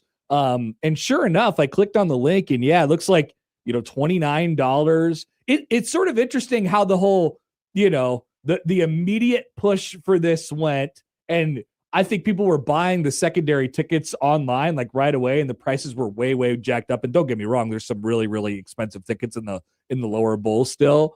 And then I don't know, you look at the other teams that are in that at that site, Josh, and maybe there's just a lack of demand for every other fan base other than Nebraska's. How do you read into that you could get in for pretty cheap right now? Yeah, it almost makes me wonder if basically if you're a Nebraska fan and you were planning on coming down, you have long bought your tickets. If you're one of those last second buyers, who's like, you know what, screw it. Let's either leave really early on Thursday, and man, you had to leave really early because there's some traffic situations going on the way down here. Or if you left yesterday and you're like, let's just figure it out. Let's walk up and get them. You might benefit more than anybody else. Of course, the comfort of having the tickets is so important for so many people. Jack was trying to sell the ones for session 2 today, which are the 2 later games this evening. And man, it's wild how much cheaper those things are going compared to either session 1, which of course will involve Nebraska and Troy, or session 3, which people are pre-buying in the hope that, Nebraska finally takes care of business this morning and early afternoon. How is Jack currently? State of mind check on Jack, because I describe it this way because I'm very similar. Like, has it reached a delusion and like irrationality leading up to the game where everything's either great or horrible? And again, I'm the exact same way, but like, can we get like a mind check on Jack? Is he okay? Excellent question, Snow. First of all, I listened to like half of your guys' show yesterday, and I loved like your acknowledgement of why am I doing radio on the most important day of my life as a fan. I should have said no. Yeah, here we are a few hours away from the game. He's doing good. So we did a 2-hour podcast last night where we ended up playing a bunch of voicemails from fans. It got very emotional in a lot of them. It was pretty crazy. First of all, we heard from a lot of really, really young fans, like Gen Z fans, and a lot of people talking about their dads. And, obviously that's going to hit someone like Jack a little harder than I think it's going to hit someone like me, even though I thankfully I still have my dad. And so he's good. I don't know what's going to happen in 90 minutes when his radio show is done and everything hits as we make our way over to Social Capital and get ready to do a pregame show. And then when that ends at 10:30 and it's like, oh my gosh, now we're walking in. Like the biggest reason he wanted to do this trip was because he wasn't able to go 2 years ago when it was in Memphis, or 12 years ago when it was in San Antonio, or wherever the hell it was in 1998. This is the first time he's ever gone to one of these. And so that Nebraska was at. He's been to the NCAA tournament. He's never followed Nebraska. So he's doing good. I imagine over the next, 4 hours and 10 minutes, the big game feels in his tum-tum are going to ramp up even more. And hopefully he ate an early breakfast because we don't want him to, have any accidents later on today. Josh, I don't know if you heard our previous conversation, but we sort of got into like how much does this legitimize Nebraska if they're able to do it today type of thing. And you sort of go back and forth because you're like, well, they're going to, if they do it, that would be something that every other high major school has already done. Yeah. At the same time, I do think Nebraska as a basketball program has this sort of, they have this sort of kind of like whimsical identity about it that I don't know if they're trying to shed that. And I wonder if a win would. You have a great coach, I think. You have a top tier arena in college basketball. And it feels like maybe they're just one win short of this, or maybe even 2 wins short of saying, all right, we have a little prestige to us at this point. We don't have the history, but maybe there's a different level of respect that comes with a win today. Yeah, I love a question like that because I always wonder what happens to a fan base when they finally shed that baggage. I mean, Snow talked about it yesterday, being a Cubs fan, right? Like, I think the Cubs are viewed in a different way, even though they only have 1 title. It's not even like the Cubs did what the Red Sox did, ripping off 4. Where like their identity as fans has completely changed from everything is going to go to hell to, I mean, yeah, they don't spend a lot of money right now and people are annoyed, but you got all those titles, so it's kind of gravy. I don't know what happens with Nebraska fans. I don't know, like the odd part, and I think you said this yesterday, Happer, you win today, you play in 2 days. Yep. This is not the end of a road, unlike the Cubs or unlike the Red Sox or unlike any of the teams that have the championship drought. We're talking about a win on a Thursday, and then you got to play on a Saturday. And then if you win on that Saturday, you got to play the next Thursday or Friday. And like it keeps going. This is a 3-week process to get to the end of the road. So I don't know. I'm very curious, because how many times have you heard Happer or Snow, or maybe you've said it, Snow, all I want is the 1 win and I am totally good. All right, you get that. What happens then in the next 48 hours as you're getting excited and ready to go for the next game? Like, that's the part, like, if they take care of business today, I want to see what tomorrow is like. when you're still basking in the glow, but there's still another basketball game to be played. And so I'm really curious to see how that looks and how that sounds and how that feels. It's in my mind, like you're just going to get like whiplash. Like you're going to spend the entire 24 to 48 hours celebrating. And then you got to say, oh, we're likely playing Vanderbilt now. Like, what does this mean? And everybody get locked back in, but like the pressure's still there. It's this weird dynamic of you've done what you want to do, but you're not done.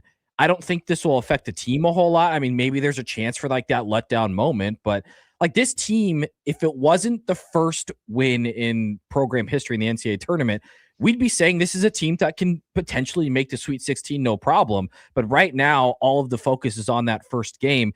And that's kind of the weird part, because any other time we'd be saying, yeah, this is a team that could certainly get to the Sweet 16.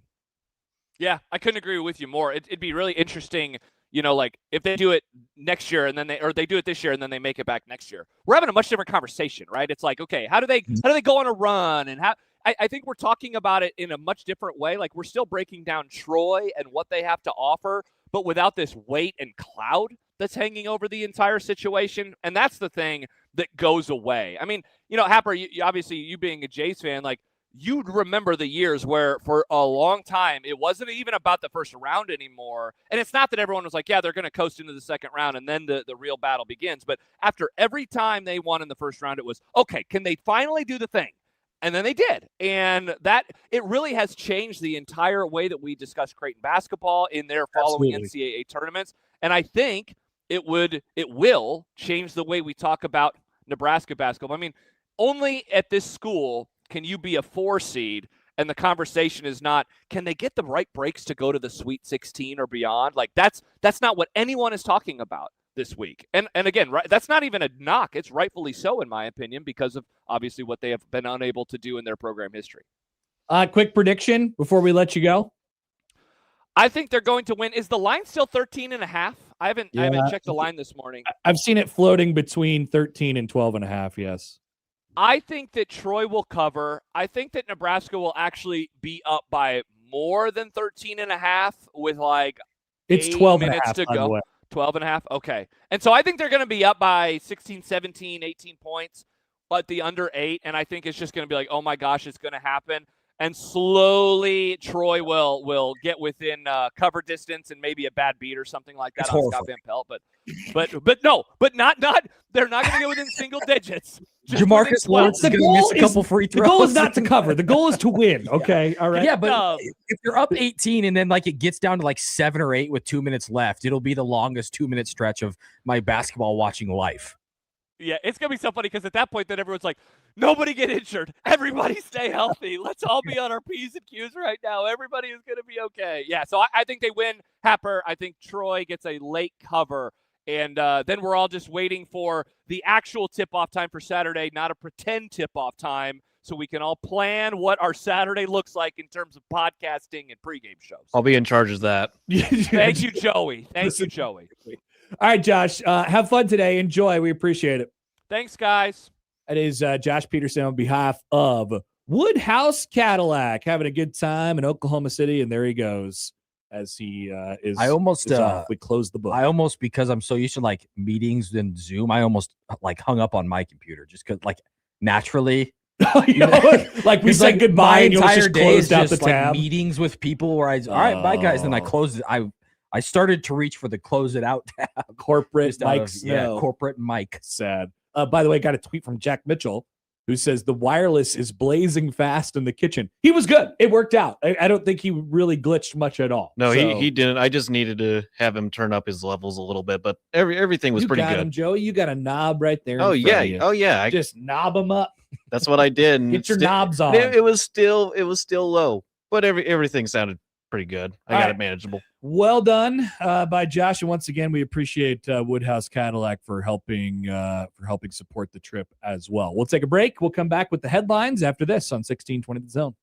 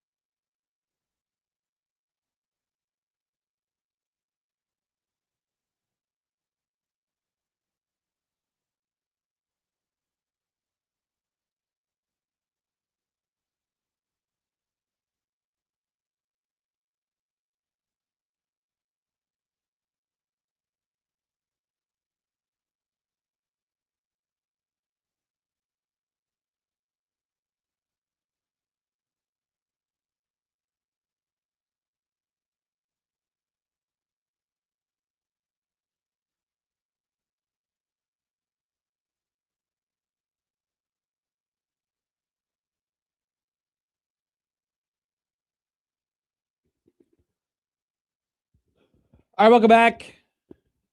Connor Happer, Michael Snow is in for Mike Schaefer today, who's in Oklahoma City, getting ready to go for Nebraska ball tip-off. We have to get to some headlines before we continue on with the show, though. Joey, what do we got today? Okay, the first headline. This is for Matt McMaster. Bear wanders into KTLA reporter's live shot while covering bear attack. Interesting. So, covering a bear attack. Hello. There's You been could a get bear. you could get attack. the interview with the culprit. Interesting. All right, that's a possibility. What's the second Then one? the second one, turkeys block the tracks as Staunton Island Railway suffers foul delays. Pretty self-explanatory on both of them. Both animal stories. Would you like to talk about turkeys or bear? Bears. I agree. Yeah. I agree completely. So, once again, pretty self-explanatory. Although I am curious about the original bear attack. KTLA reporter Aaron Myers was teasing her upcoming story at the top of the 9 a.m. broadcasts when a bear appeared in her driveway of the in the driveway of an Oak Glade Drive. Quote, and yes, we all see that bear up to the right side. People are just in areas where there are bears. People are not scared of them. If I'm very scared of bears. If I saw a bear, I don't know that I've ever actually seen a bear in the wild. It's dependent on the bear. If it's like a black bear, they're normally going to stay away from you. There's black bears out in Colorado where my family lived. But I know. But if you see grizzly bears, especially mother bears, they're gonna Joey, even they're if gonna attack you. there's no threat of danger whatsoever, it's like the nicest looking bear on earth. If I saw a bear, I think I'd kind of I wouldn't freak out, but I'd be like, whoa. Yeah, it's because if it decides, there's just nothing you can do. Absolutely. It's completely out of your control. Yeah. Even if it's bear that historically won't attack you. There are always instances in which something that hasn't happened before could happen. So which one is the nice one again, Joey? The black bear? Yeah, the black bear. Are they nice or just not mean? They tend to stay away from human activity. They tend to. And one seeds tend to beat 16s. And but four guess seeds what? generally beat 4 seeds tend to beat 13s. But sometimes they don't. Just know this: grizzly bears are the real deal. You want to stay away from those. Is Troy a grizzly bear or a black bear today? I think that's a good poll question. I think they're probably a black bear. Okay, but you never know. Thank you. You never know. That's true. So the bear was just walking in the background of this shot. Kind of like Nick Grimm walking behind Robin Washut. Kind of, yeah. You could see the bear actually walking into the trap, or no, it was going to, she said, but now it's walking out. And then the reporter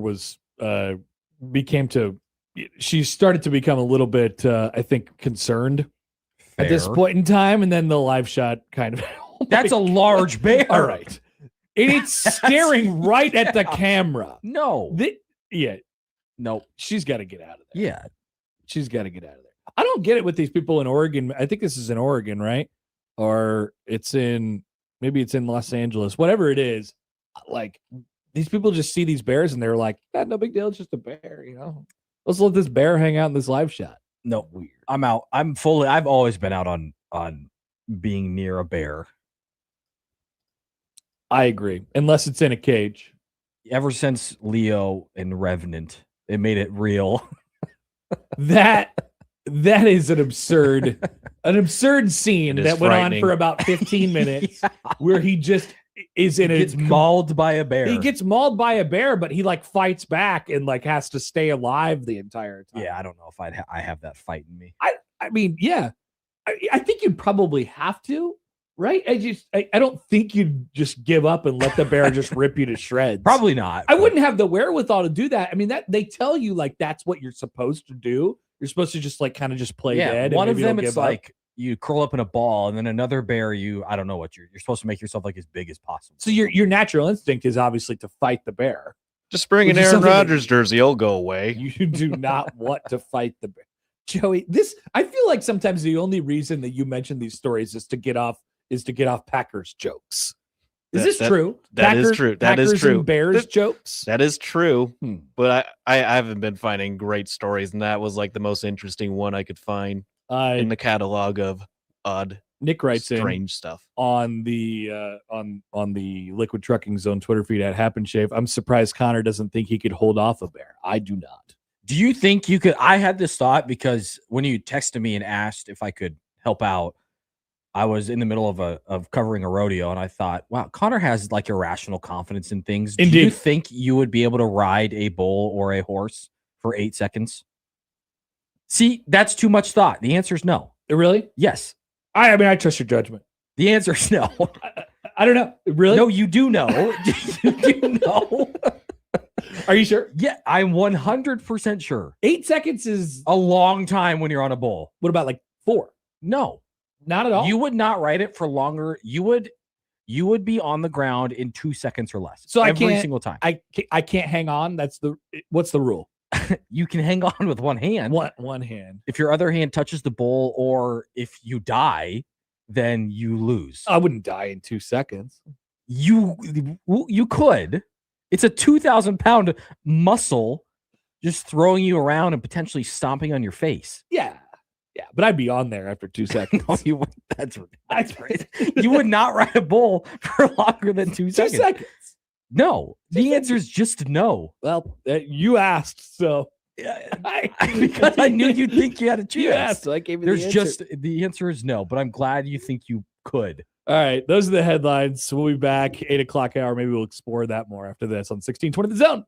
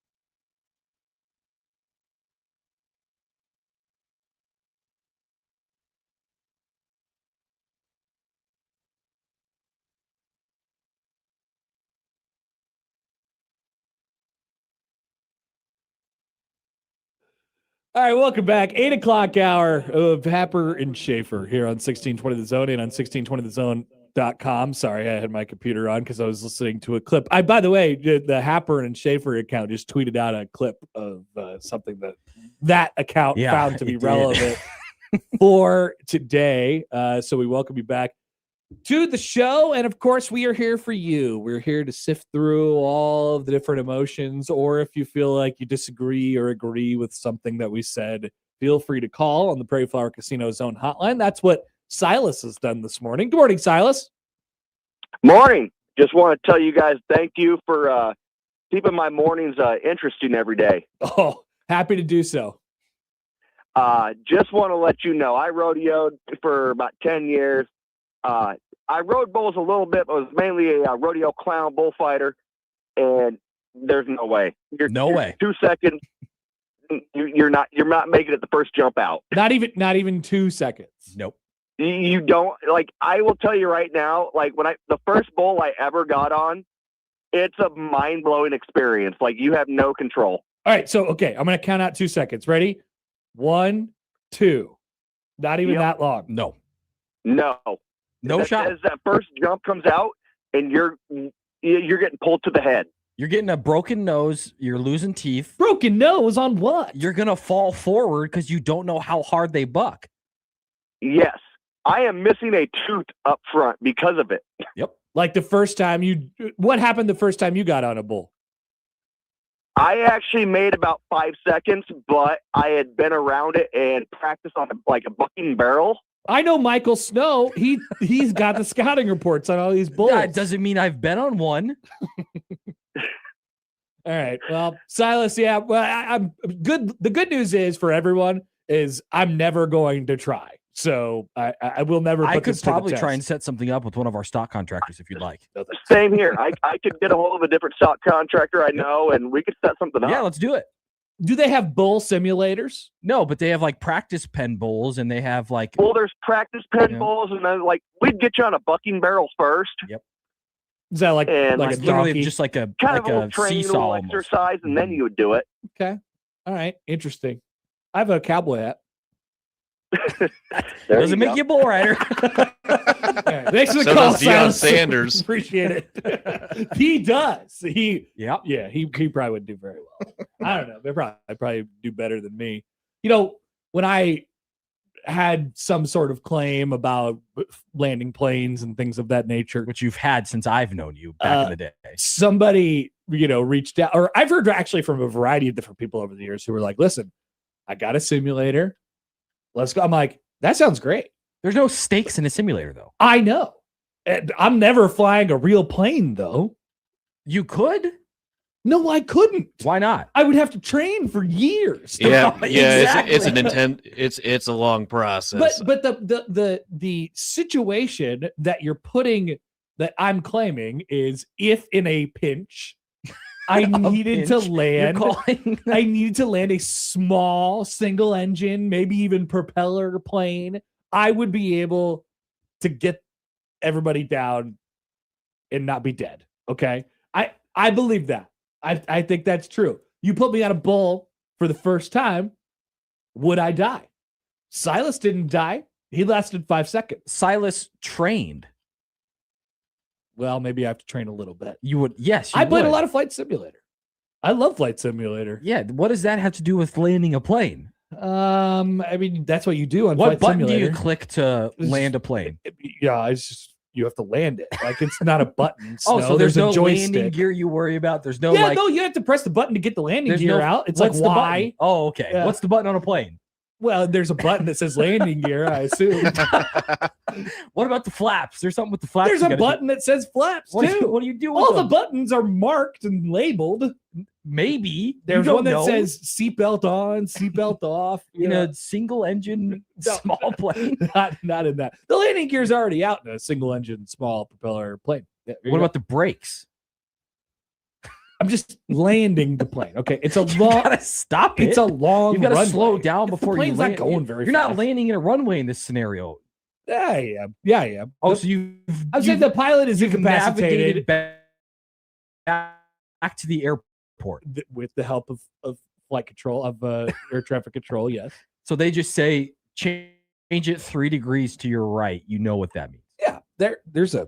All right, this is great. This is so frustrating. You've had this thought since we were doing radio years ago, and it's always bugged me. All right, text from the 308. We can settle the bull thing. Apparently, anyone can just sign up at the rodeos to ride a bull. That is kind of true. Not professional rodeos. 2 seconds. No. Okay. No. I'm not talking about like a big bull, like a regular bull. I'm talking Not about like a professional bull. I'm not talking about a professional. You want to do it on the cow that Matt Rule was on? Yeah. Give me on the cow. Matt Rule got it. Yeah, that was easy. He sat on the cow, I think. By the way, Snow, you had an excellent idea.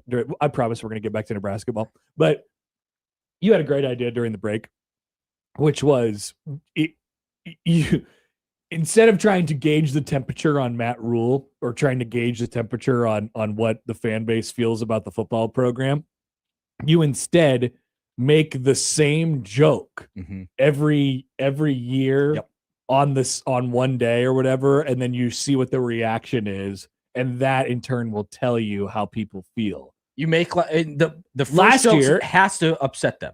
Yeah, exactly. Last year when the bull came around or the cow came around, I kept calling it a cow, and people were like, "Whoa, okay." That is not a cow. That is a bull. It's badass. It's really cool. Matt Rule, that guy's awesome. And I'm like, okay, it's a cow. And then people got really mad at me. So if I made the cow joke again this summer, maybe people would think it's funny. Yeah, it's a stupid cow. Get him off that cow. I can't believe they brought the cow back. Yeah. Good to talk about it on his podcast. By the way, if they bring the cow back this summer, that is a bad mistake. Yeah. We should not do anything that people can see this summer. That is correct. Should all be behind closed doors. No pictures and no videos. Yes. That's the way Nebraska football should be until something positive happens. And most certainly no cows. Definitely no cows. Great question from Prison Matt on YouTube. What's the scouting report on Rutgers? I'm so hyped for the crown. Let's do it. They suck, right? Yeah, they're really bad. Like they can't do anything well. Shoot, rebound. They're really, really bad. Luckily, we'll have 2 entire weeks to talk about it after. It's really exciting. It is. It is very much exciting. All right. We want to hear from you all. 402-951-1620 on the Prairie Flower Casino Zone hotline. We talked about it a little bit earlier, how big of an accomplishment it would be for Nebraska basketball to win today. I saw this quote yesterday from Jamarcus Lawrence as the media was in Oklahoma City. So this particular one came from Kevin Suits yesterday, who sat down with Jamarcus, who played 23 minutes in Nebraska's NCAA tournament loss to Texas A&M 2 years ago in 2024. And he admitted that the lights were a little bit too bright, I suppose. And you don't know in what you're actually getting into until you've actually experienced it, much like riding a bull, much like flying a plane or something like that. He said, quote, I was just out there, deer in the headlights, and this part is my favorite. The lights was too bright for me, which is just fantastic. And a great admission and a good insight into how much experience matters in a situation like this. I also think there's some basketball stuff that went into that game, like Texas A&M being, the far superior athletic team and all those different things that led to Nebraska's downfall in that Texas A&M game. That will not be the case today. But also a thing that will not be the case, I really don't. We've talked a lot this week about pressure and, how much extra is on Nebraska's shoulders as a 4 against a 13. Like maybe it is the most pressure packed 4-13 for the 4 that we've ever seen or anything or something like that. I don't think there's any added pressure from the players' standpoint because number one, that's just kind of how they operate. Number two, you got a bunch of guys who have played in an NCAA tournament game before, got core guys on your team. I think that matters. And I think that matters a ton in this situation. I think Fred Hoiberg, having coached in NCAA tournament environments plenty in his career, I think that matters here. And so it all points to Nebraska being a regular version of themselves today. Of course, there's a lot that you can't completely account for, given the unknown. Anything could happen at a basketball game. But I do feel like we'll get a very regular, normal version of Nebraska today. If not better. It also can be said, like Troy, now they're not Nebraska. They're not a power conference school. The lights could also be too bright for them as well. Like lights was too bright. They are 0-3. The lights was too bright for them last year when they were in the NCAA tournament as a 14. So yeah, this is a lot of guys who are trying to do something that hasn't been done at their school. Now, one school is much bigger and more well-funded and has better resources than the other. And is a high major. And is a high major legitimate school with better talent, better athletes. Sure. You know, I don't know about coaching wise. I would think Fred Hoiberg overall is the better basketball coach. But again, yes, when you're breaking things down, like everything that you break down points to Nebraska, and then you can say, well, Nebraska's never done this before. That's like the one thing getting off their back. And you're right. I don't think once like this tips off, that's not like Price. If he struggles for the first half of the game, I don't think it's going to be because he's thinking of, we need to get this first win ever in school history. I think it's going to be because Nebraska has been a slow starting team throughout the entire season, or the majority of the season, at least the last half. So there's all of these things that you can say, like these external factors, but when they tip off, I think you're just going to see Nebraska play like they normally play. I agree. I think there is definitely an element of the unknown as far as the NCAA tournament is concerned. Like that, you have to factor that into sort of every game. But I think with the things that we just mentioned there's a little bit of experience on their side. There's a little bit of calmness.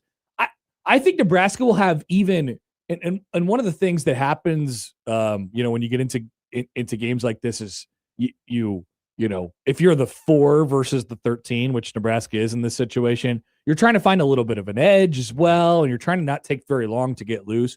I think Nebraska will have a decent edge to them because of how they've played recently.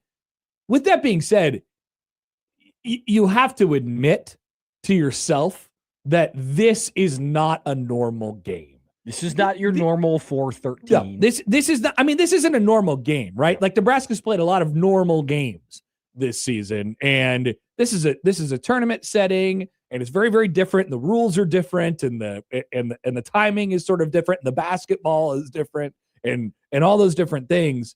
But if Nebraska kind of slows itself down from all that stuff and plays its game today, I think they're going to be fine. And to be honest with you, like I said, we've had a lot of talk about pressure this week, and I just don't I can't quantify it enough to sit here and say, oh, wow, I think we're going to get a different version of Nebraska today because of the pressure. I really don't think we're in for that. There's also a situation in which this helps.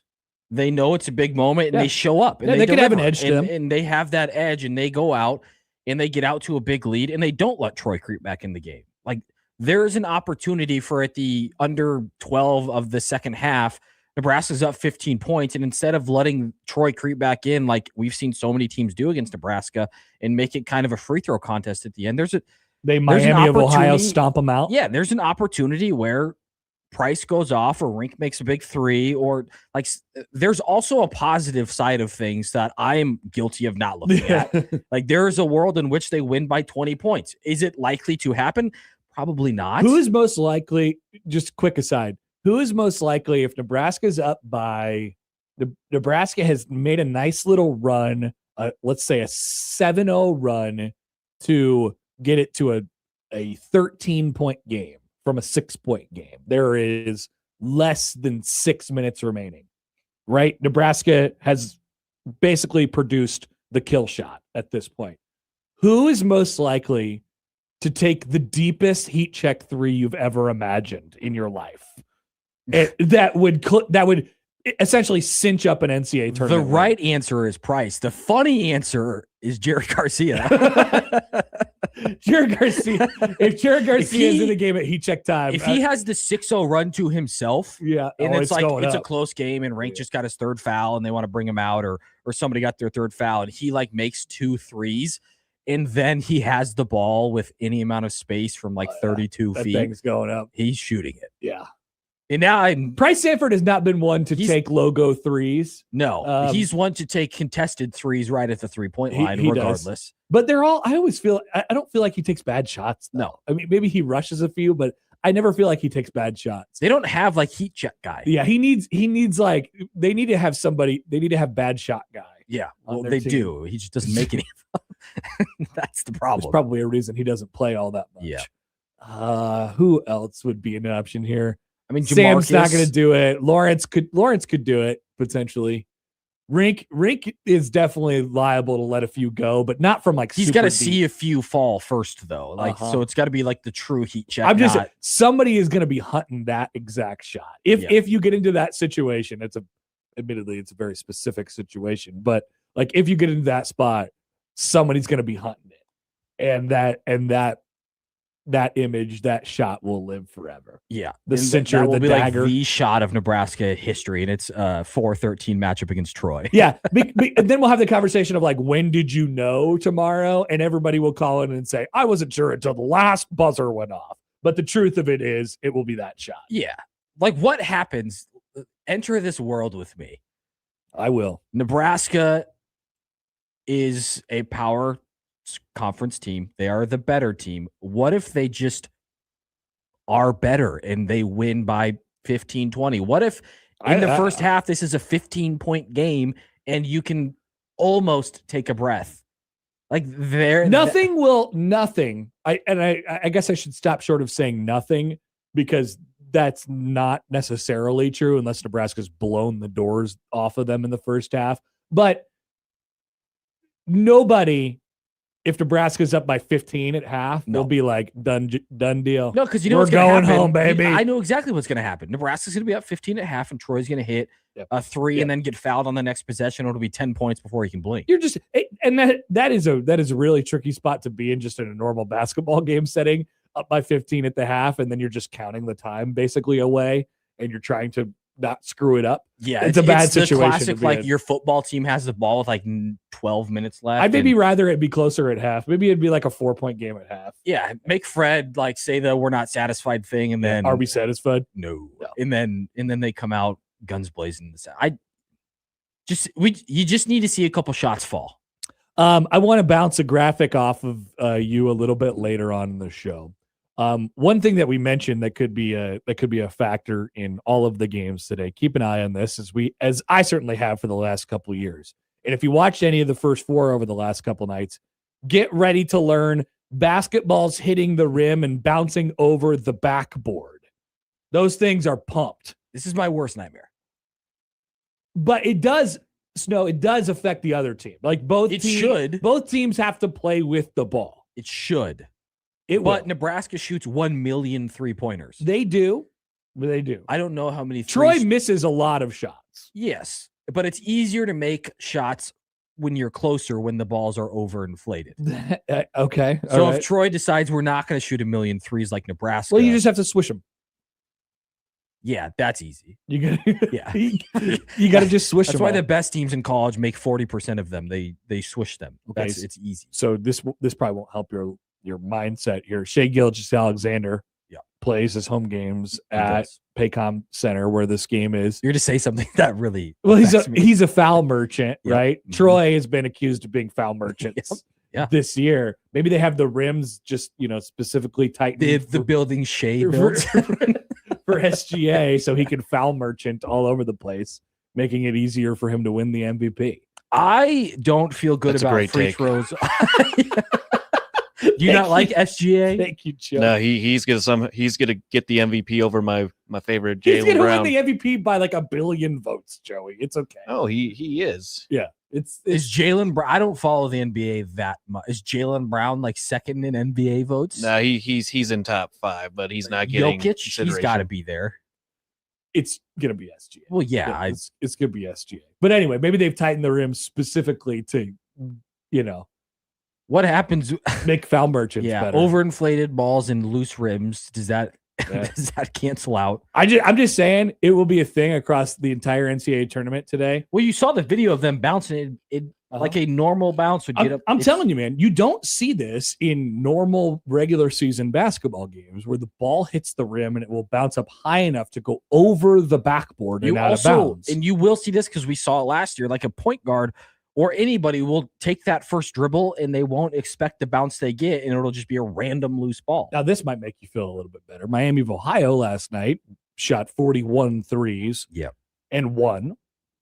They started Nebraska's slow. not that big of a volume 3-point shooting team. They said by it on the broadcast. They said their coach wants them to shoot 43s, and I thought they were joking. Nope. That They're they dead would like to serious. shoot for, and it's cool when it works. It's really fun. They are dead serious. But get ready to learn pumped up basketballs today. We got a lot of stuff to cover still in the 9 o'clock hour. We're not going to talk to Max today because I don't have very many football questions for him. So we have a wide open 9 o'clock hour, and I want to hear from you guys. And we won't have a crossover today because there's no show after us. But there's like 2 more things that I've just been, there's the hype video that you may have seen yesterday. Oh, it was just really once? good. I can't lie. That thing rocked. Yeah, that was pretty cool. It was like goosebumps. This is a very Kent Pavelka pilled moment for Nebraska basketball. Yeah, it is. Which is scary because he might not make it either way. Yeah. I'm worried about him if they lose, though. I'm worried about him if they win. I'm worried about him if they win. So we'll discuss where we're at in Oklahoma City. We go back to Oklahoma City when we return with our dear friend Brian Christopherson from Husker 24/7. He will join us coming up next on 1620 The Zone.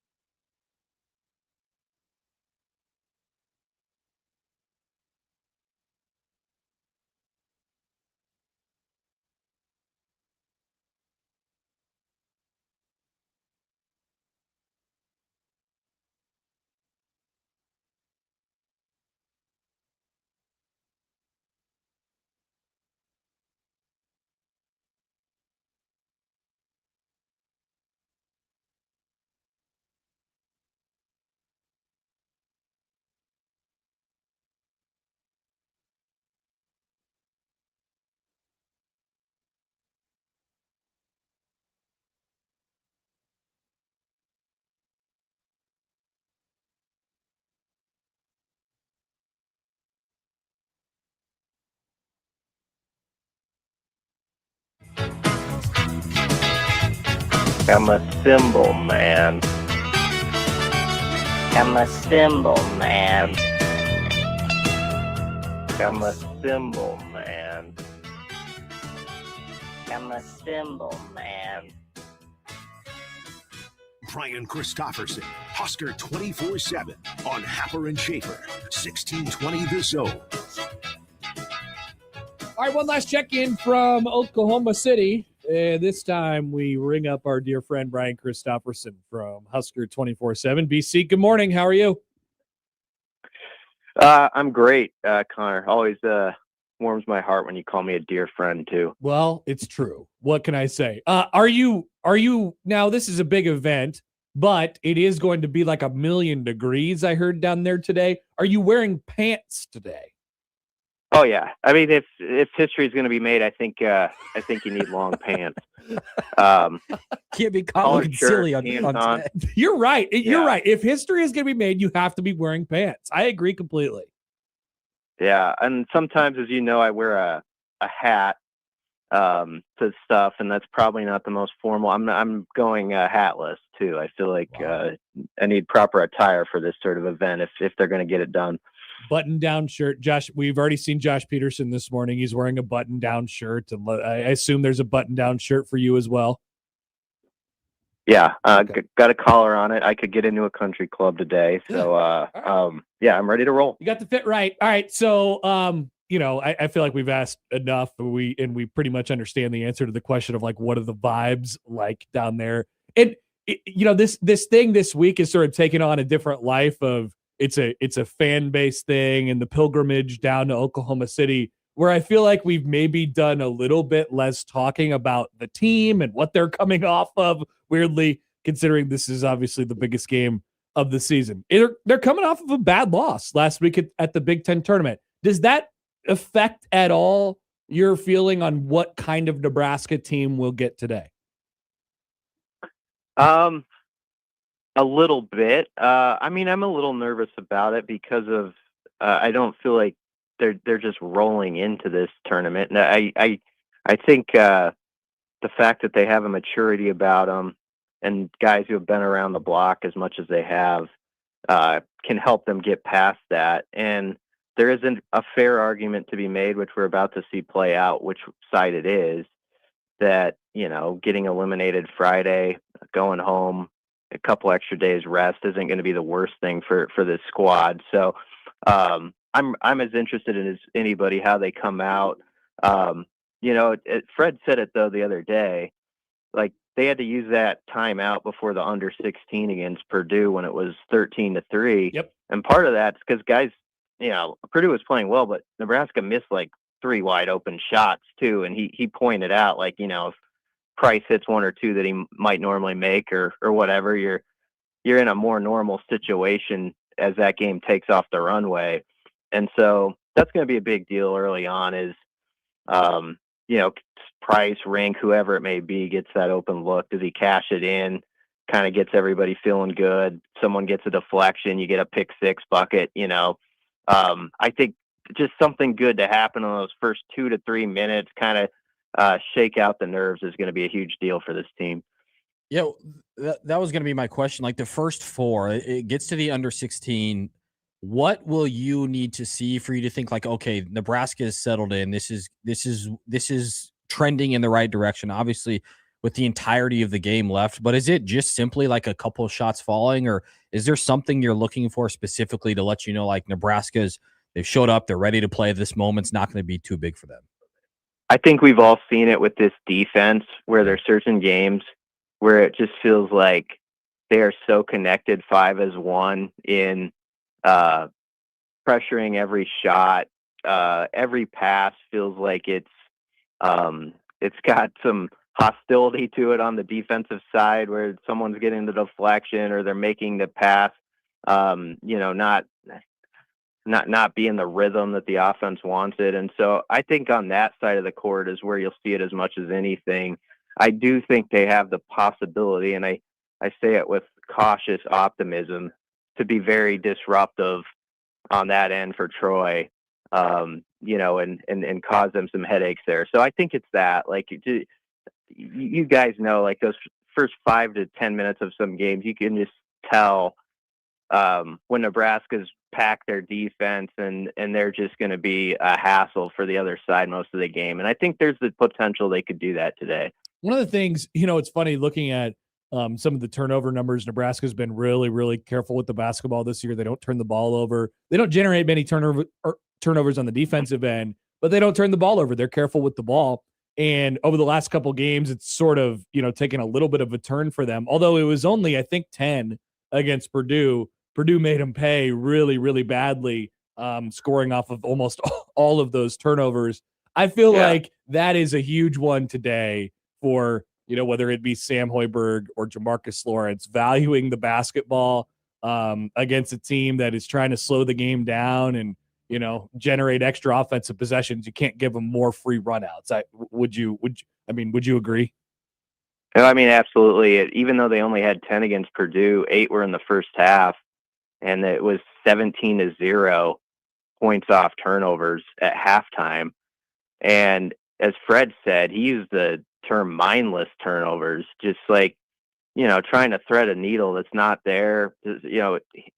He always talks about hit the single, and I think that is going to be key, especially in the first half of this game, is where you're not always stretching for extra bases. I know when this offense is pretty, there is that element where you have to sometimes sneak a pass in, or, sometimes when it looks the best, that's part of it. We all understand that, but they do have to be careful, I think, to not force it as much as they have, and just get a handle on the ball. It's sort of been some textbook 101 stuff in some of the games where the ball's just been like slick for the guards, like Jamarcus, just have good handles on it today. And, Rink same way when he's got the ball facilitating up top, like, can they have sort of that smoothness that we've seen before? But you're right, it's been disrupted a little bit lately. I do wonder if going against another team that doesn't know you inside and out. Obviously they've studied the tape for 4 days of Nebraska, but there is a difference, like when you're playing your Big Ten competition and everybody knows their tendencies. Purdue knows everything about you and how to exploit it. And, sometimes when you see a new face, can be a good thing, because, Troy might look at Sam Hoiberg and think yeah, he looks like a good little player, but you don't expect him to maybe be as quick as he actually is, and as disruptive with his hands as he actually is, or the same with Cale Jacobson on the defensive end. And so I wonder if that could help Nebraska out today. If this game is close, and we've all tried to become Troy experts over the last, however many hours, if this game is close with 8 minutes left, is it more about Nebraska not playing well or Troy kind of dictating how things will go? I guess my question is, does Troy have the ability to just go in and straight up beat Nebraska? Or is this going to be a Nebraska allowed them to stick around in the game and then you never know what can happen in March? It's a great question. I don't know enough about Troy to say it, with 100% confidence, but to pick one, I would say it's going to be more about if Nebraska is struggling. If Price is, 2 of 10, one of those sort of situations where, and that happens in March. That's the thing. It's a pressure tournament. You have guys who, sometimes are great shooters who they can't hit the broadside of a barn in this game. And so I think it will be more that, because I believe Nebraska against this team is going to get good looks. Yep. But can you cash them in? I mean, can you just cash them in today, and not be just Barry Collier always used to say tight as 3 coats of paint, are they going to be that team? And if they are, it's kind of understandable. So that's why there's some anxiousness going into this game. And Troy, for what they are, they were here last year in this tournament. They got beat pretty good by Kentucky, but they've had guys who've experienced it. And you have to realize they're looking at this draw as hey, we can get these guys. They're going to be all, have all sorts of weight on their back trying to win this thing. And so it is a dangerous game if it's tight with 8 to 10 minutes. The one thing I do wonder, though, Price Sanford, the way he runs defenses around and all that, I think we've seen games, guys, where it's affected the other side the last like 10 to 12 minutes, and like they're shooting, you sort of see their legs go and stuff like that. So I do wonder, even if it's tight with 12 minutes or so left, if Nebraska can have that, I wouldn't say Patterson, but they've had like games where they've had like that 10 or 11-0 run sort of in that moment of the game in the second half, and maybe something like that could pop up. Yep, they'll stick to it. There's no doubt about it. All right, BC. Well, we appreciate the coverage. Thanks for joining us this morning. Have fun today. Enjoy it. Yeah, it's an awesome day. Thanks for having me, guys. Brian Christopherson from Husker 24/7. I was going to ask him that football sign on the dotted line contract question that we came up with yesterday, but they can wait for another day. There's plenty of content today.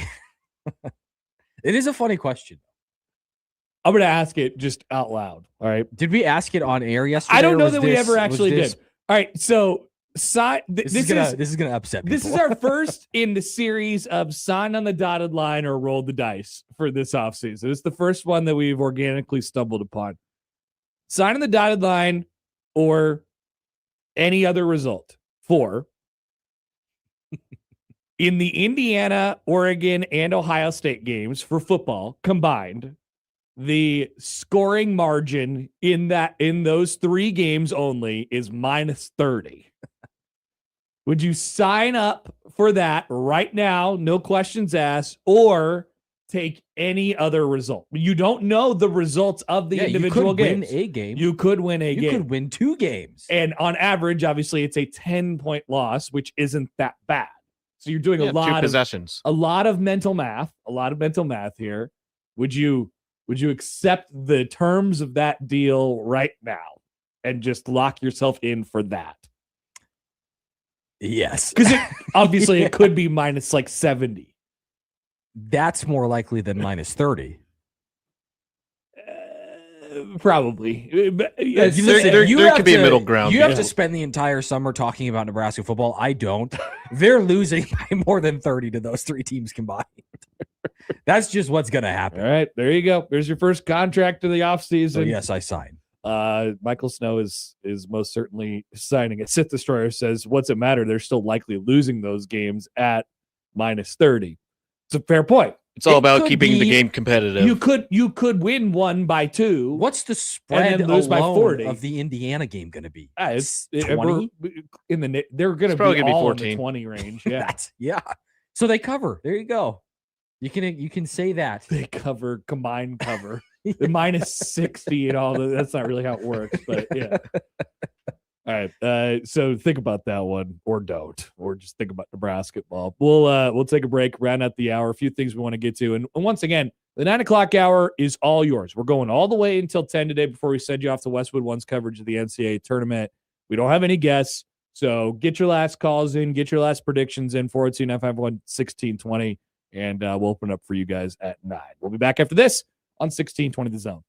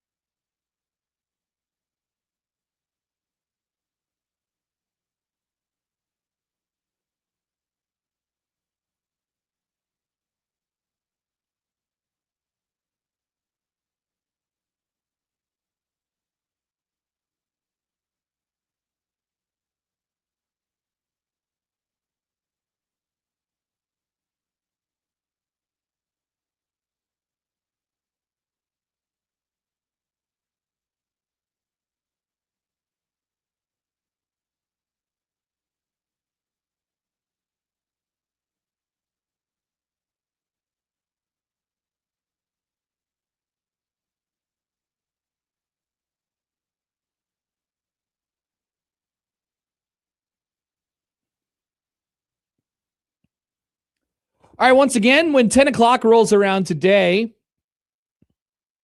we will turn you over to Westwood One's coverage of the NCAA tournament, which first game will begin at 11:15, then at 11:40, and staggered on throughout the day. Of course, you will hear all of Westwood One's coverage featuring our dear friend and 1620 The Zone alum, Nick Baugh. Congratulations to Nick. He'll be helping anchor the sort of whip around coverage as we go around the country today. One of, if not the best sports day of the year today. Indeed, it is. Potentially. We'll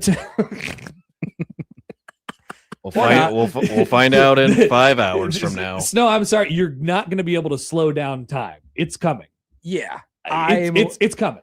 Yeah, we're at the weird window where like it's that awkward time. You seem really jittery right now. Yeah, well, I'm always jittery, and I had a coffee, and now I just can't. I can never sit still. But now we're watching things from like CBS where the players are like, "I want this more than anything in my entire life ever." Yeah, man. Everything that happens, every speck of air that Michael Snow breathes in, it changes his feeling about what's going to happen today.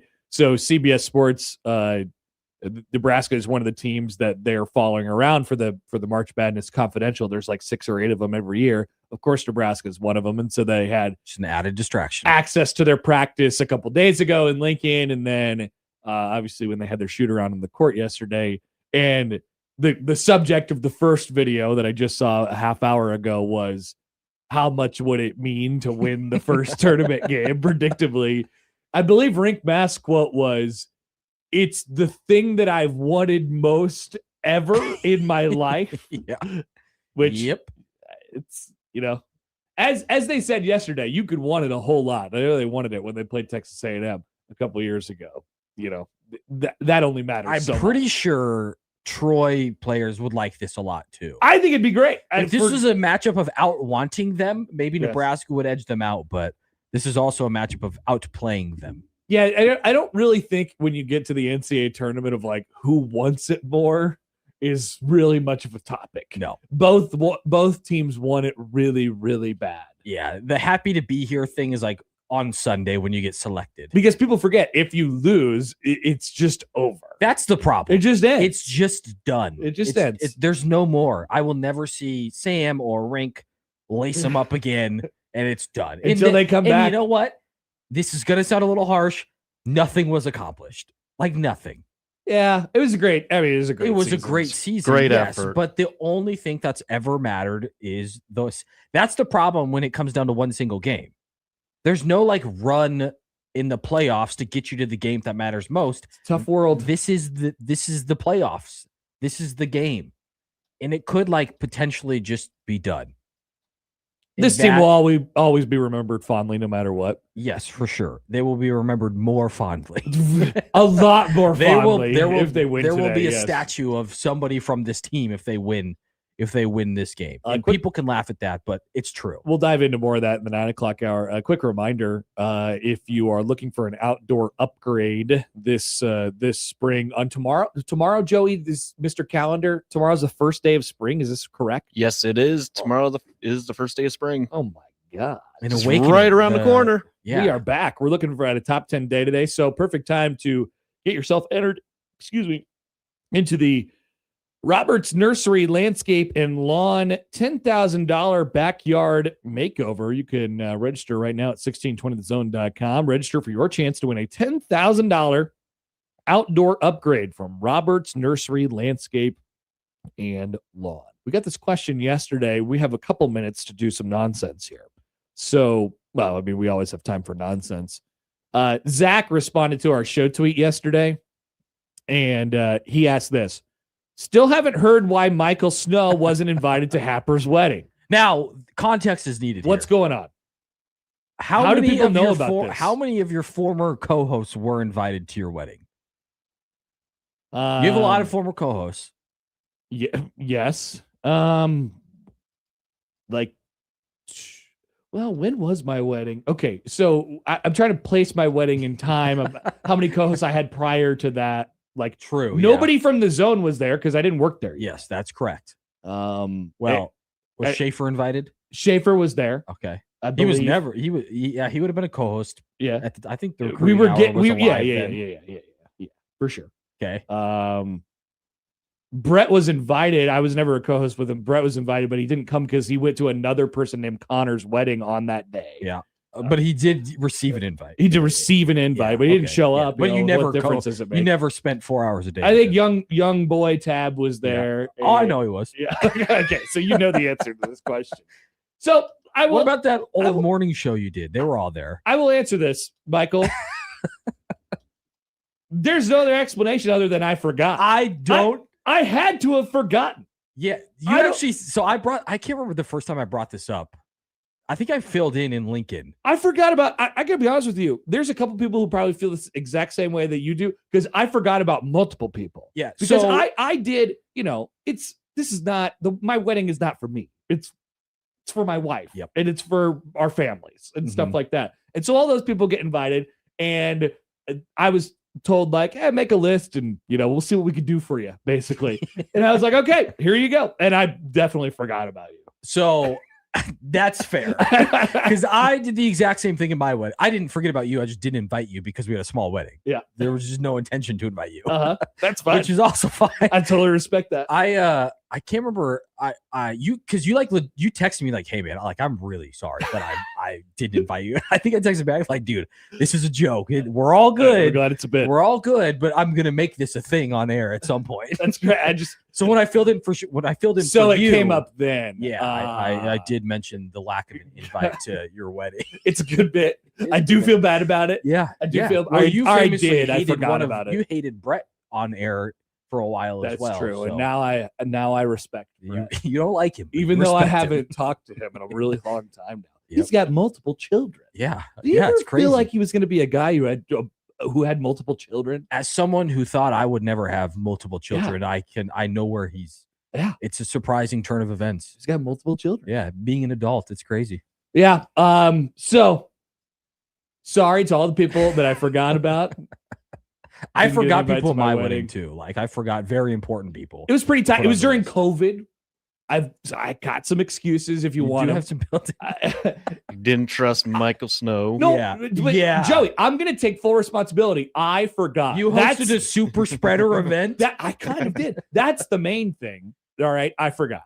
The other stuff could potentially be consequential to me forgetting. There's also so many people to remember. I know. And if you forget a single person, Connor's popular. It's easy He's for got them many to be friends. And I think you were just one man at that point, right? Yeah, I was flying solo. Yeah, Yeah, right. yeah. So, those people get lost in the shuffle. Definitely. Yeah. I was lost. Yeah, for sure. Just trying to make up a couple excuses for myself. I was never actually upset. I know. But if it gets brought up again or I fill in again and people aren't included in the joke, I will bring it up and pretend to be upset about it. I remember it was on a spring game Saturday, and yeah, I do too. I remember all the details. Jock Yant ran for a touchdown in the spring game that I pulled up on my phone for 8 seconds. That was the memory of that spring game. The Jock Yant spring game. And then you getting married as well. And then I got married. Yeah, of course.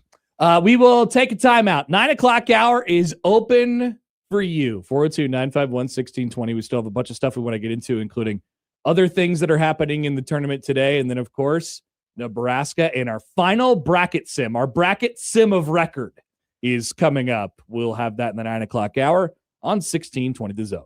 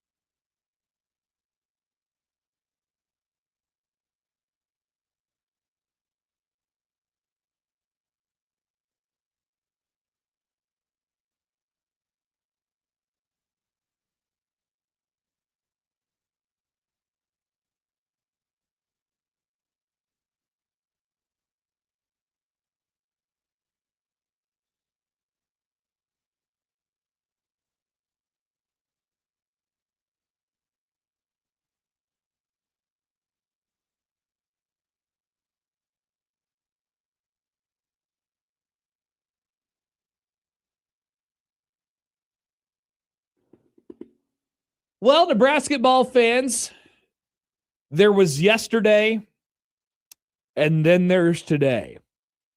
We'd like to welcome you to the first day of the rest of your life, or the continuance of your previous life, which you think is maybe dead, but might not be. There's a lot of different forks in the road today for the mental gymnastics of a Nebraska basketball fan.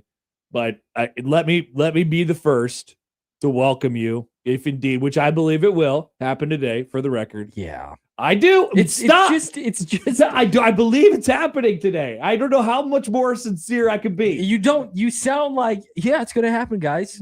It is. It's going to happen. But I just sense something where you're like, maybe it won't.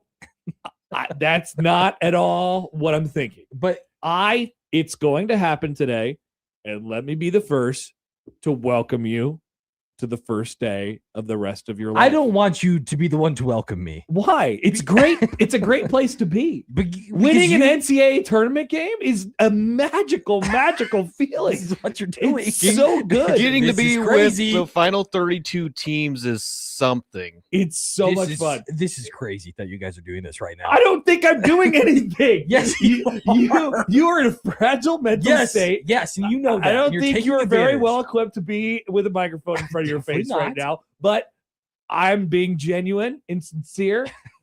Welcome to the other side. I would like to not be welcomed right now.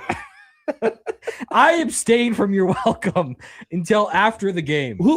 Is there anybody that we could invite to welcome you that you would accept this from? I don't think I could be welcomed by anyone.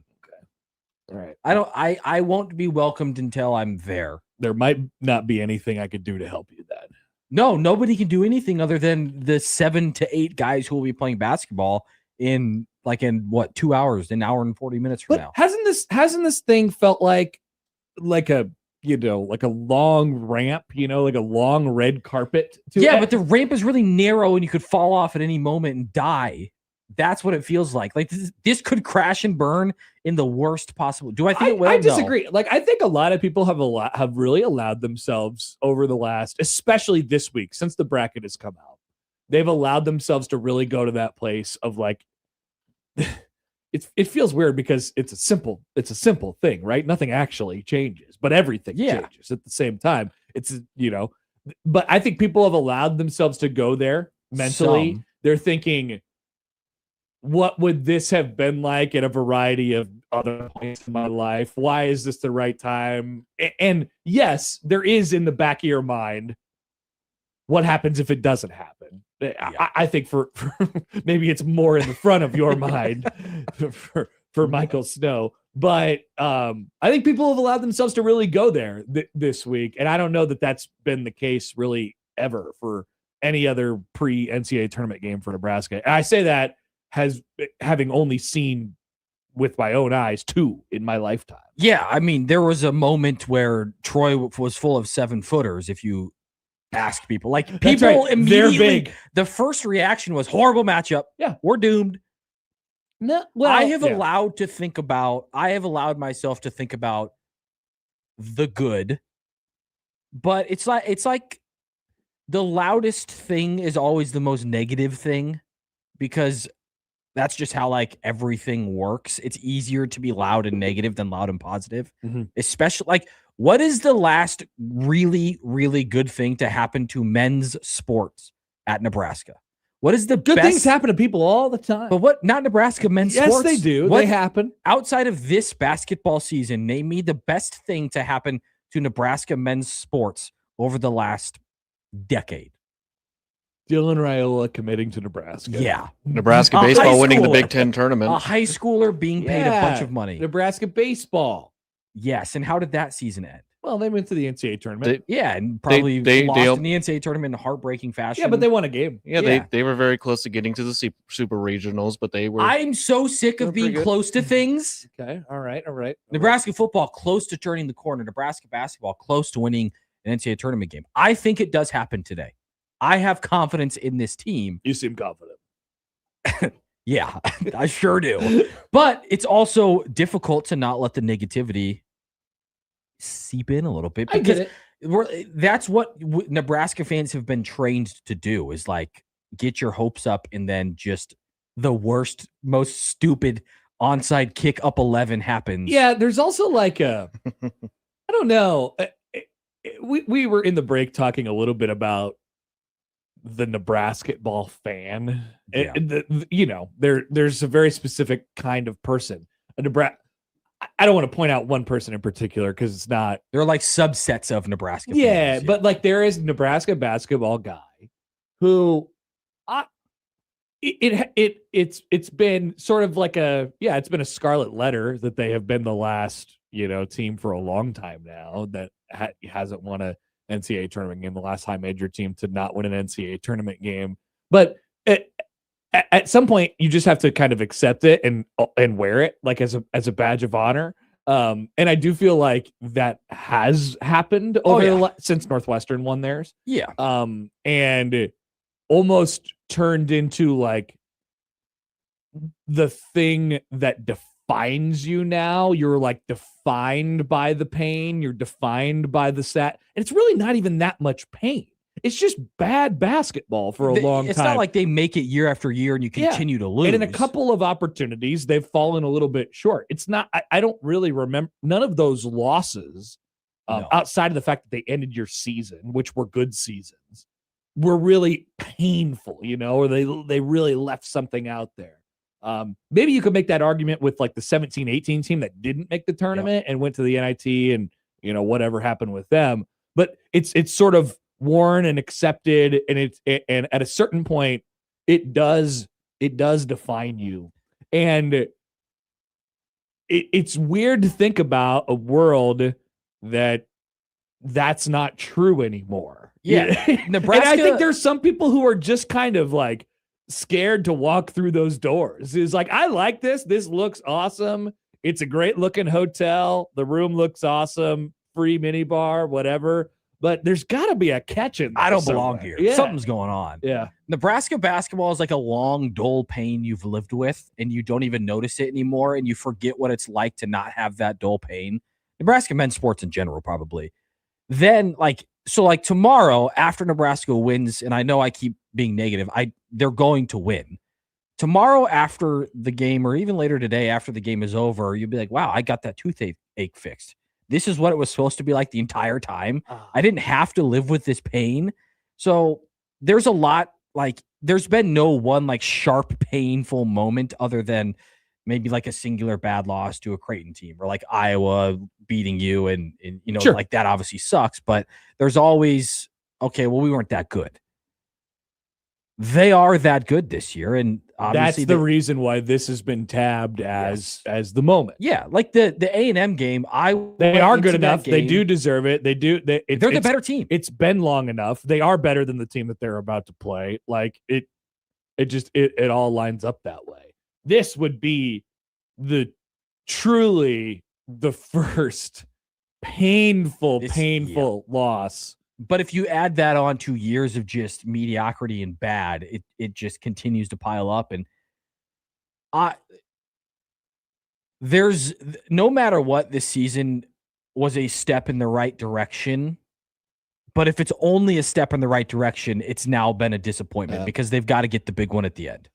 Here is, I want to hear from you guys. Once again, 402-951-1620. Here's Aaron, who writes in via the text line. He says, this is the most nervous I can remember since Nebraska baseball in the College World Series. He says, I'm so damn excited. I'm scared. My buddy says we're Jesse Spano, and us around 40 knows why that makes sense and why we are nervous and excited.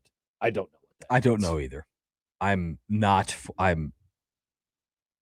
approaching 40 either, but I definitely don't know what that is. We're too young. I'm sure it's some sort of heartbreaking.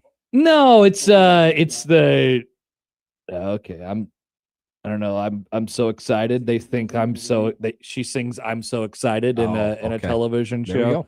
Geez, sorry. I'm just not. I'm not of age. I did not watch Saved by the Bell.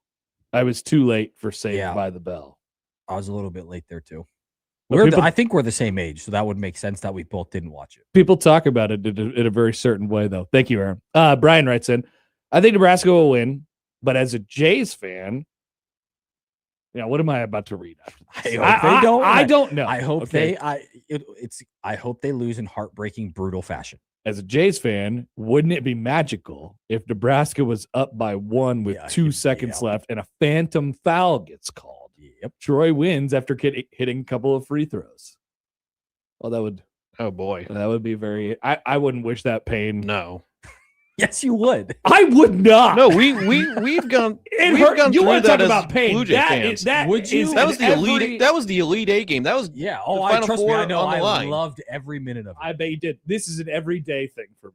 Good. I hope it never is. leaves. It shouldn't. That's the sharp pain that I would like to feel at some point, not in the round of 64. And it only sharpens as time goes on.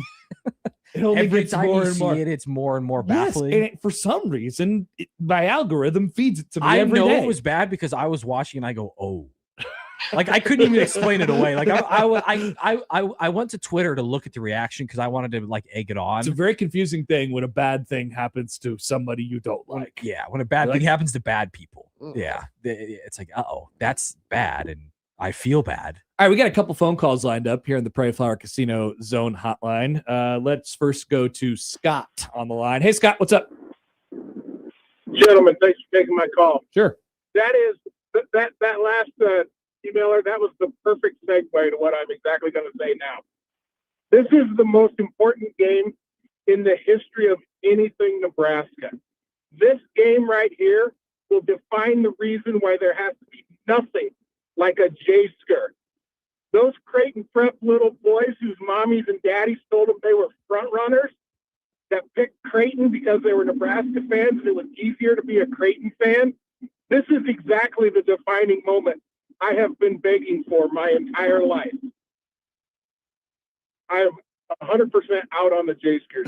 Gentlemen, you have a fabulous day. Scott, thanks for the call. Good news for you He is hates you. you will always have that no matter what happens today.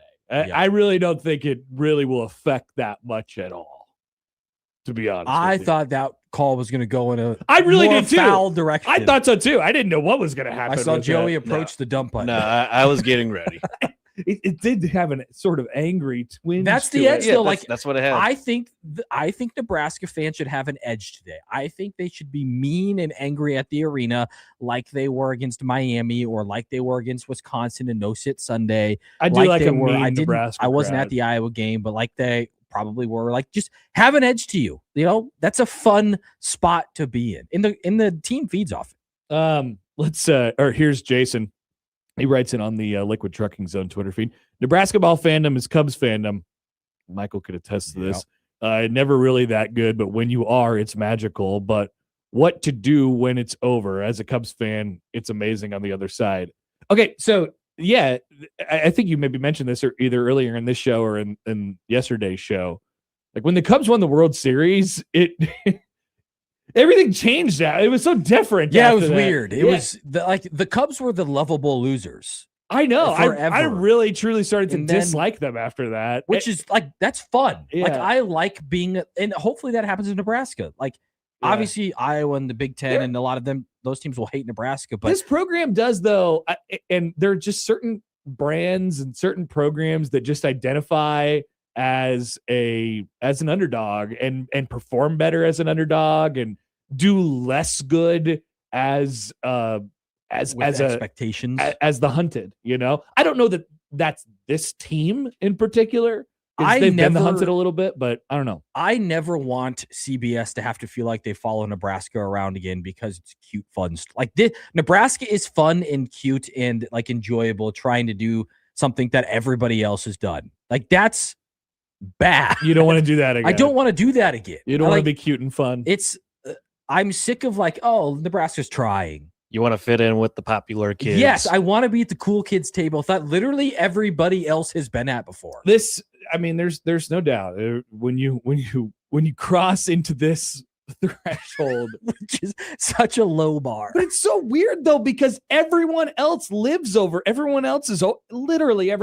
over there, and it's just like I said, it sort of identifies you, and I don't know, but you're just, I mean, you're trying to change the identity. Yeah, I you guess. should change the. Nebraska is being talked about more than they will ever be talked about again in basketball if they win this game, unless they go on like a run. I don't know. Maybe they rip off 5 straight years where they win a Yeah. game or something like that, you know? But like next year, if Nebraska makes the NCAA tournament, it's not going to be a story. It'll just be Nebraska made the NCAA tournament. But eventually the question will be, why didn't you win 2 games? You know, why? Well, that's what it was with Creighton. Absolutely. It was for Like, a you've long, never made a long Sweet time. 16. Yeah. Are you going to make it? Are you going to do it? And then, you know, it took an upset in front of them in order for them to actually do it during COVID, and they did it. And it was like, all right. All I hear is a lot of asterisks. And then they just kept doing it. That's the part is like, now we've done it. Now this is our reality. This is something that we've done, and it's not like the elephant in the room. Yeah. And you got to get past that, wall. Let's take a phone call from Random Mike on the Prairie Flower Casino Zone hotline. Good morning, Mike. I'm not your dear friend anymore. Oh, sorry. My dear friend, Random Mike. I love that. Hey, how about the Nebraska women? And this will have a good effect on the men. What do you think? Oh, you're just saying like good vibes? Did you see it? How about yeah. that third quarter? Absolutely. Right. I mean, they do that like, you know, once every 2 or 3 games. They just go completely ballistic for like a quarter and a half. But just the best version of themselves, and particularly Petra, who's been a non-factor. I mean, she was great. And that's a big, I'm not going to say big girl, that's a big. And when she's on, you realize how important that is. And Hake, who's a fantastic human being. I mean, they were the best version, and of course, hey, who looked like an All-American, Prince. But I know that the coaches are close and the teams are close. And just being the best version, playing like you can play, I think it will have a good effect. But here's the best guest, and it's too late now, I think, for you guys to have Lee Barfknecht, who covered, a fantastic reporter who had the misfortune of covering Nebraska basketball all those years. Is he still around? No, he lives in Boston now. Yeah, I didn't know that. Wow. But I'm sure he's interested. And him and Chattel, and Chattel, be a great guest too. They've seen the good, the bad, and the ugly, and they're big basketball fans. And they got to be loving this. Oh, there's no doubt. I think somebody at some point will think about Lee and say, I'm thinking about Lee Barfknecht today and all those crap teams he covered and writing about the shim shams and being because this is the moment that he always dreamed of. He would always say, like, Nebraska doesn't treat themselves like a real life operating basketball program. And that was his like main complaint the entire time. And it was for a lot of the time, it was true. And this is the thing that sort of legitimizes that, right? Absolutely. And I think him and Chattel were both presidents of national reporters organizations. I mean, very well respected. I mean, the World Herald was really big time, in this part of the country. So, you had to feel sorry for him. And hey, best version of themselves. And I think that extra rest will help. And hey, win this game, and they could win who knows how many. Maybe some good vibes come over from the women's basketball team. Thanks, Mike. Take care. Okay. Once again, 402. Everybody wants you to call them your dear friend. I know. I do you I say involuntarily it too much say it, and it just loses its I meaning? think everyone that's ever come on the show has been Like our I said, dear friend. Connor's popular. He's got a lot of friends. I guess people want me to call them, invite them to their wedding. 402-951-1620. That's where you can hit us up. We had another open segment. And then once again, our final bracket sim of the day. This show will go all the way until 10 today, and then we'll kick you over to Westwood One's coverage. There will be no middays with Matt today. There will be no unsportsmanlike conduct today either. But once again, enjoy our coverage and Josh's coverage from Oklahoma City. And he'll certainly have you covered there. Let's take a break. We'll take more of your thoughts after this on 1620 The Zone. But first, a word from our friends at Underdog Fantasy, where the tournament is back. The upsets are inevitable. Underdog is the best place to get in on all the action. You can make picks and win money right now in Nebraska. Playing on Underdog is easy. Just pick whether your favorite players will go higher or lower on stats like points, rebounds, steals, and more. Get those picks right. You could win up to 5,000 times your cash. The board is all the way open for you today, and the tournament is ripe for the picking. So download the Underdog app today. Use promo code HAPPER1620 to score $50 in bonus entries when you play your first $5. Promo code HAPPER1620. Underdog, make picks, win money. You must be 19 plus and present in Nebraska. Terms apply. See assets.underdogfantasy.com for details. Concerned with your play? Call 1-800-MY-RESET or visit ncpgambling.org.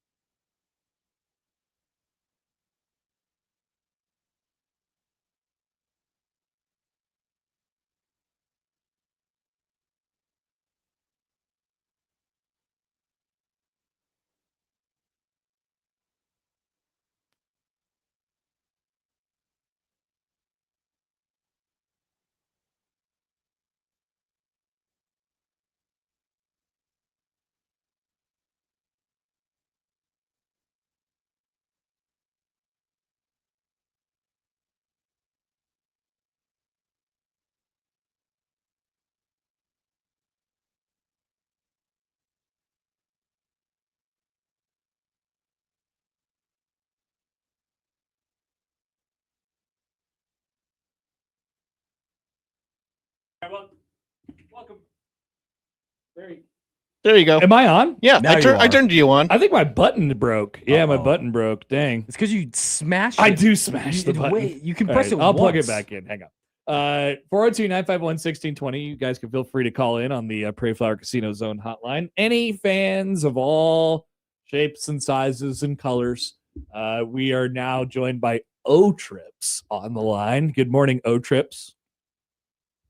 I just want your thoughts on, we got one team from the state in the most prestigious conference, most prestigious tournament in the nation, and the other one's going to lose to Troy. Let's go Trojans! There you go. That's the call from O-Trips. Trying to burn Really it out. insightful call from a burner. Good Thank job. you for all Good that job for insight behaving. there. Nice and That's a clean. really Good good job, call from O-Trips. somebody scared to show their face. I said who's calling, and the YouTube chat goes, "Oh my god, oh my god." Yeah, I thought he would. I thought he would come up with something, a little bit more. No, I told none of those burners do. I They're told all him to the lowest behave. hanging fruit. I told him to behave, and he did his thing.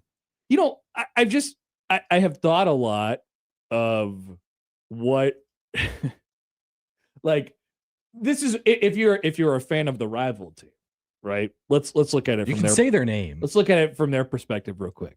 The team northeast from Lincoln. So, like, all you do in theory is just move the goalposts. Yeah, it's awesome. Yeah, That's all you ever have to you do. just say, "Oh yeah, well, okay, nice, congrats on getting your first one," and they're always the last one to do it. Yeah.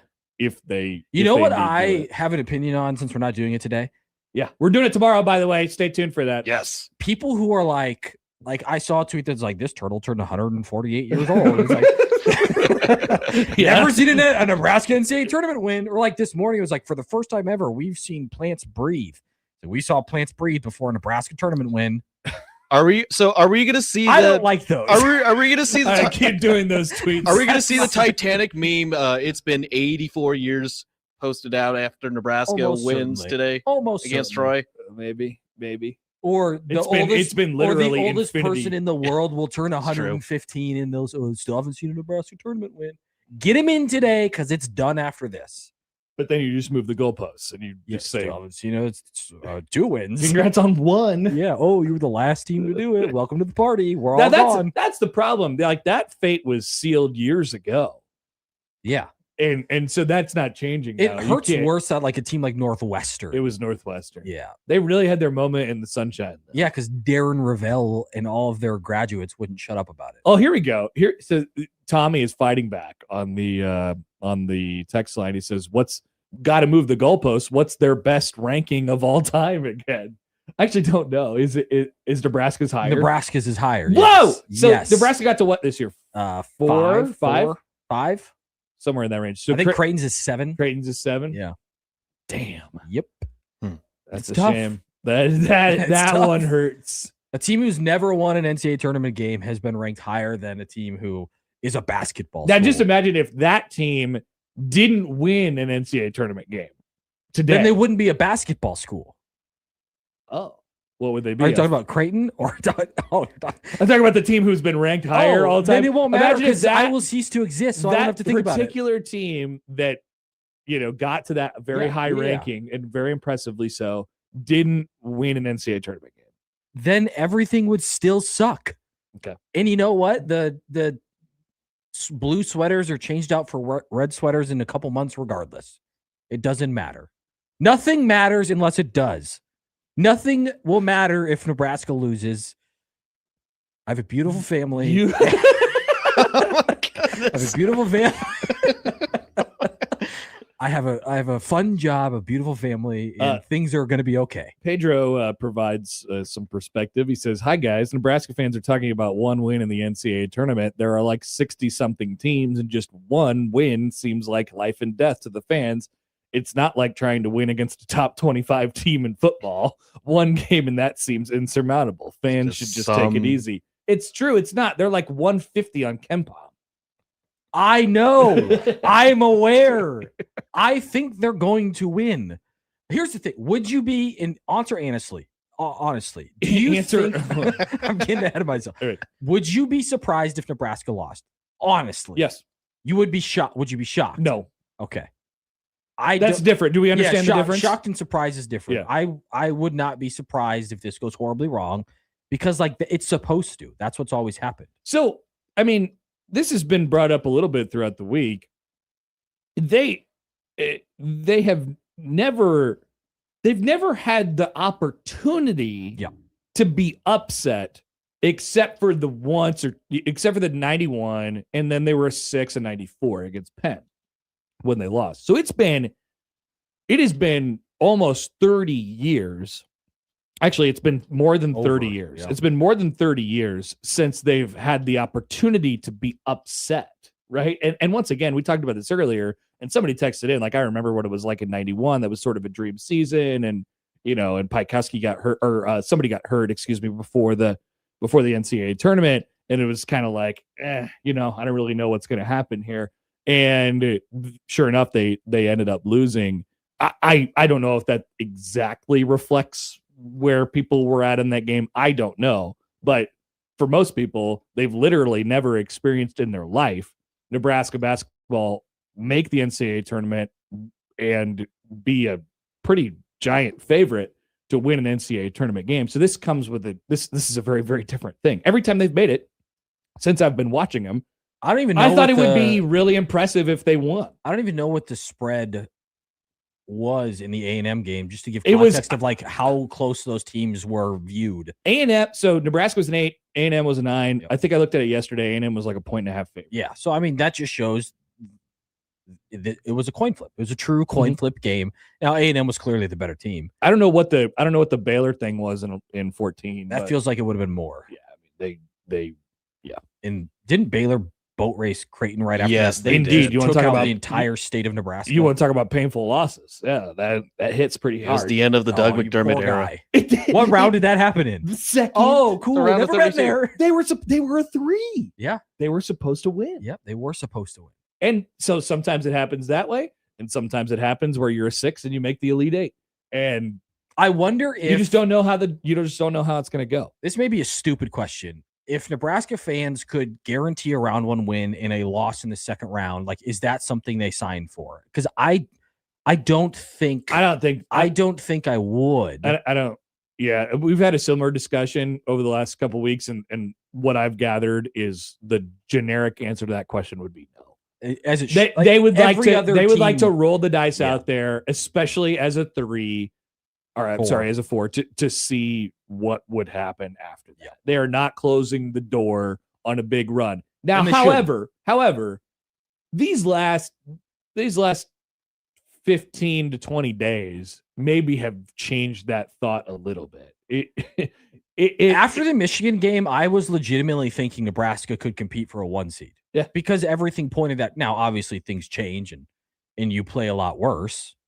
And they fell all the way to a 4. That hasn't looked good. It hasn't looked, how good they were playing in a while now. And so I think that's sort of factored into the conversation a little bit. I want to get to a couple more things before we get to our final bracket sim here. And by the way, we're not going to do like a whole prediction segment, but all 3 of us, even Joey, I guess we haven't got your prediction yet. Do we all believe Nebraska's winning today? Yes. I believe they're going to win today. This is it. I think they're going to get the job done. Welcome to the first day of the rest of your life. And they're going to go to the Sweet 16. Yes. And they're going to go to the Sweet 16. And they're going to compete with Florida for 80% of the game. We're all saying different things here. I'm saying that they win exactly 1 game. You think Vanderbilt beats them? By the time we talk to you all on Monday again, yes, they will be eliminated. That's what I think. That'd be fine. I would be sad, but much less sad. I've seen this. By the way, we talked about Brian Anderson and him being on these NCAA tournament games. He will be replaced this weekend. He's so sick that Jason Benetti is coming in. Great replacement. Yeah, we love. He is Benetti. awesome. One of the best in there. But I wanted to bounce this graphic off of you real quick, Stowe, before we get out of here. All right, so this is Evan Miyakawa again. By the way, Evan Miyakawa's official bracket today had Nebraska losing in the first round to Troy. Don't shoot the messenger. Some of the things don't need to be brought up. Don't shoot the messenger. How does your team play up to competition level? All right. So there's a couple different circles and areas that have specific descriptors on them. There's some high floor, low ceiling teams. There's some teams that are just, consistently good no matter who they're playing. Nebraska's in the category of high ceiling, low floor, which I find interesting. He's had them in that sort of descriptor all year long. I don't feel like Nebraska is as volatile as they're made out to be in graphs like this, because of their steadiness on defense. With that being said, you could get a supernova offensive night, and then some nights it's a dud. So I guess I understand where it comes from. I wouldn't categorize Nebraska that way if I was just watching them. I think they're pretty consistent. But the thing that I actually wanted to draw your attention to was the far left bubble that you see, the Cinderella upside bubble. Do you see that? No, I do. Do you see who's in there? Yeah, like right in the middle of it, like like the heart of the circle. It's weird. Yeah, I do see that There's logo. a big T. Not Did like you big see T what on he the bar said stool. about that group in a following tweet? I just grabbed the Troy graphic. has the highest opponent strength adjustment of any team in the field. What's that mean? They play the best against the best opponents. Now, the follow-up is kind of silly. They are 2-0 against their 2 top 100 matchups this year. Okay. Yeah. San Diego State and Akron. And they were both in November. And Akron in this graph is not shown highly. It's too the stat nerd thing. This is just noise, is what this is. All right. This is noise. Yeah.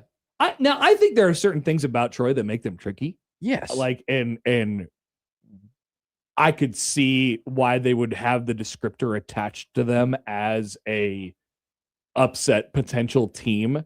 I just think Nebraska will wear them down. Yeah, I don't see, and again, I'm not going to sit here and pretend to be a Troy expert. I am not. I've looked up their roster, looked up the numbers, and watched some highlights.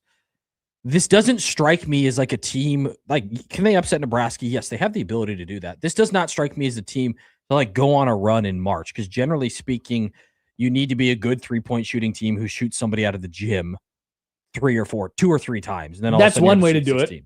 That's the way. The other way to do it is to just completely grind the game to win a screeching halt. 58 to 52. I mean, beat Iowa and just in a mid-major form. And so they're little if you're just to put them in a box of NCAA tournament upset teams over the years, right? They do slow the game down to a grinding halt. They do want to get to the free throw line, and they do have a couple guys who have the potential to just go off from the 3-point line.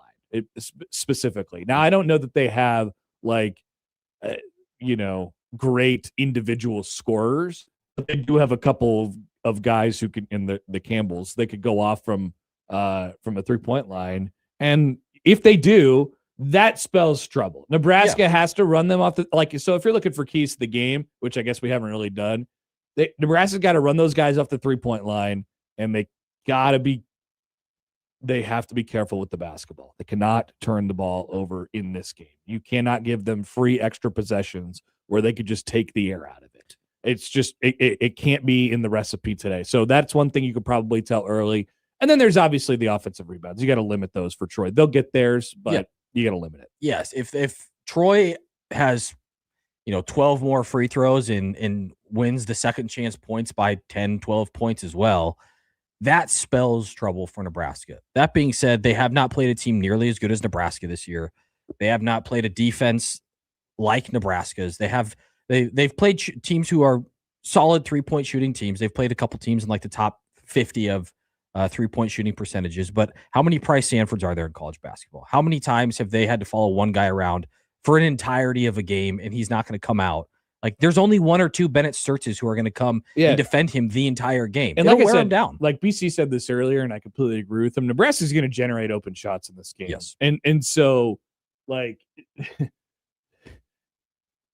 missing open ones is a scary thought. Maybe that's something that you have to grind through today and figure that out. But if not, then I think Nebraska will be okay. And ultimately, I do indeed think that. So we'll see what the final bracket sim has to say.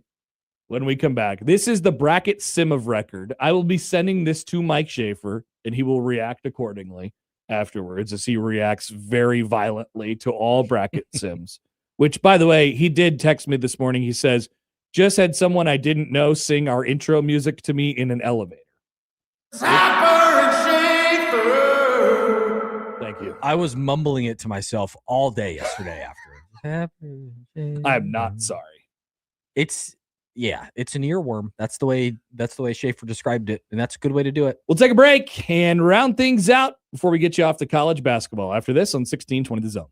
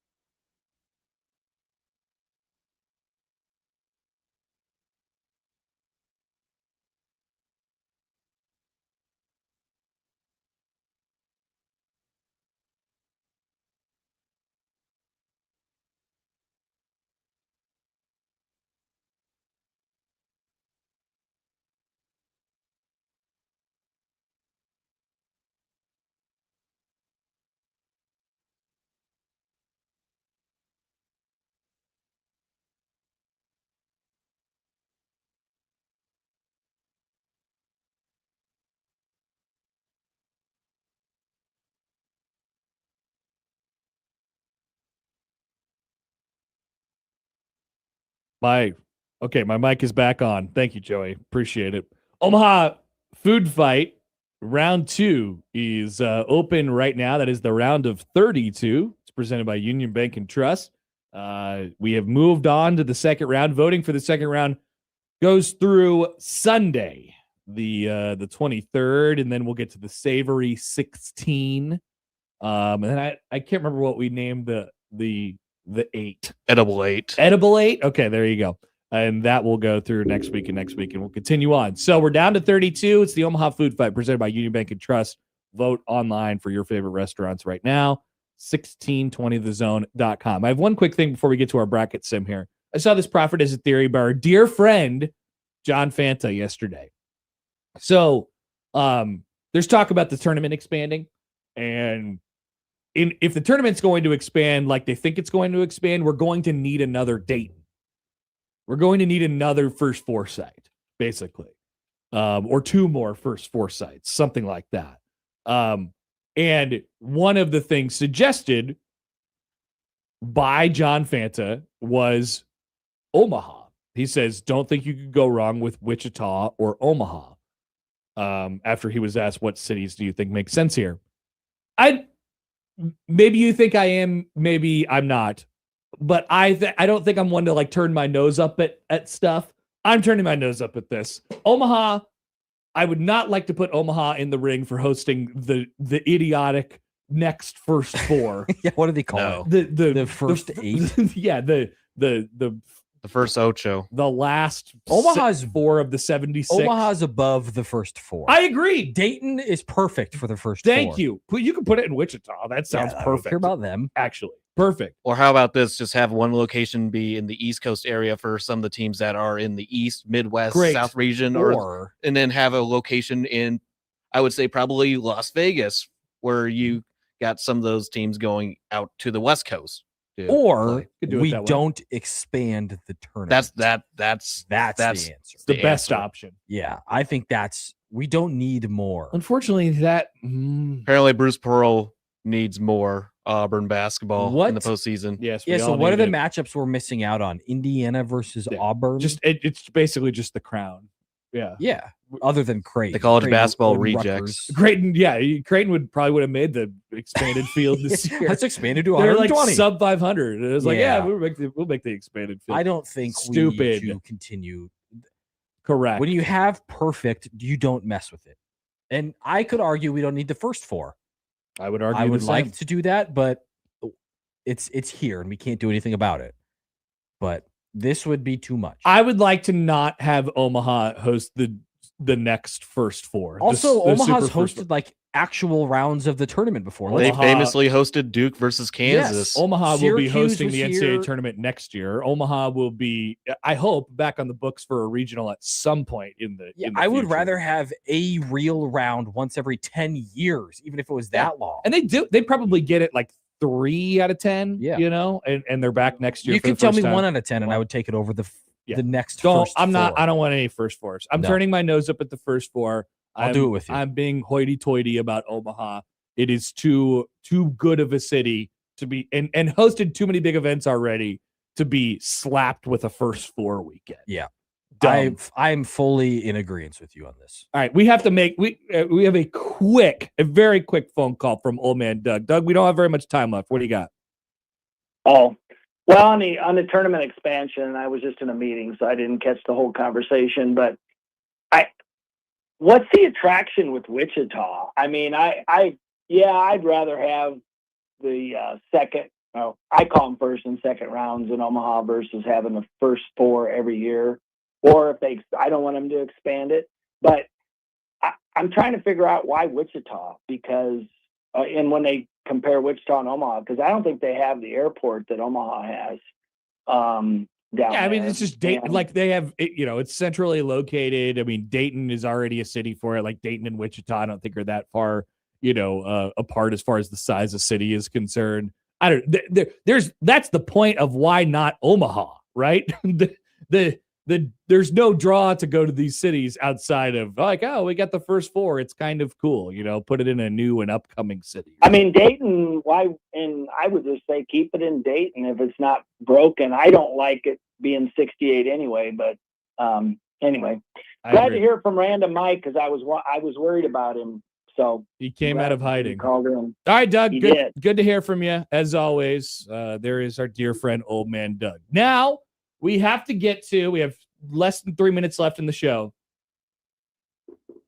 Our bracket sim of record. Finally. What does this mean? Our bracket sim of record. This is the one. This is the one. Okay. This is the one that will be remembered. Okay. The last one until it gets real. So, Nebraska, 4 seed against number 13, Troy, today. That game has been simulated. The entire tournament has been simulated. I'm proud to report that the sim has Nebraska advancing to the round of 32, where they will face the Vanderbilt Commodores. Nice.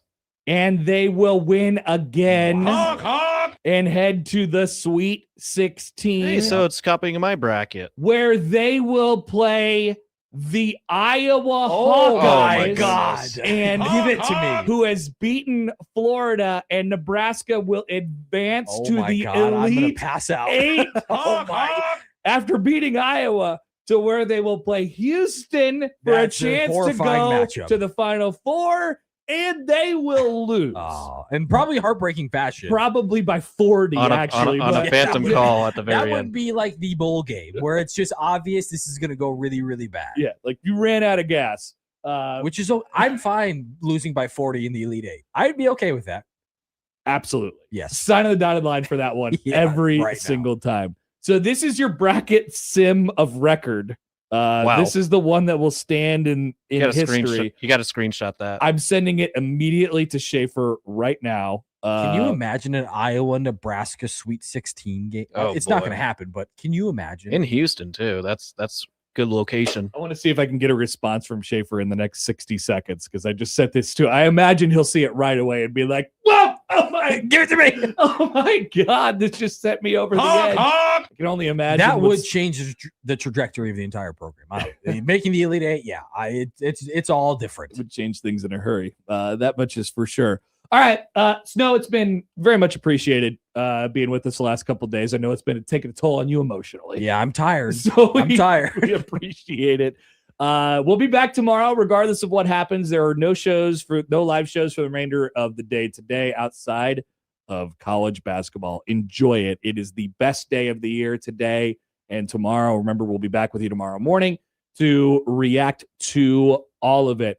Thanks for listening today. If you missed anything, 1620thezone.com is where you can find it. There is no crossover today. We're going to send you over to Westwood One's coverage of the 2026 NCAA tournament coming up right after this.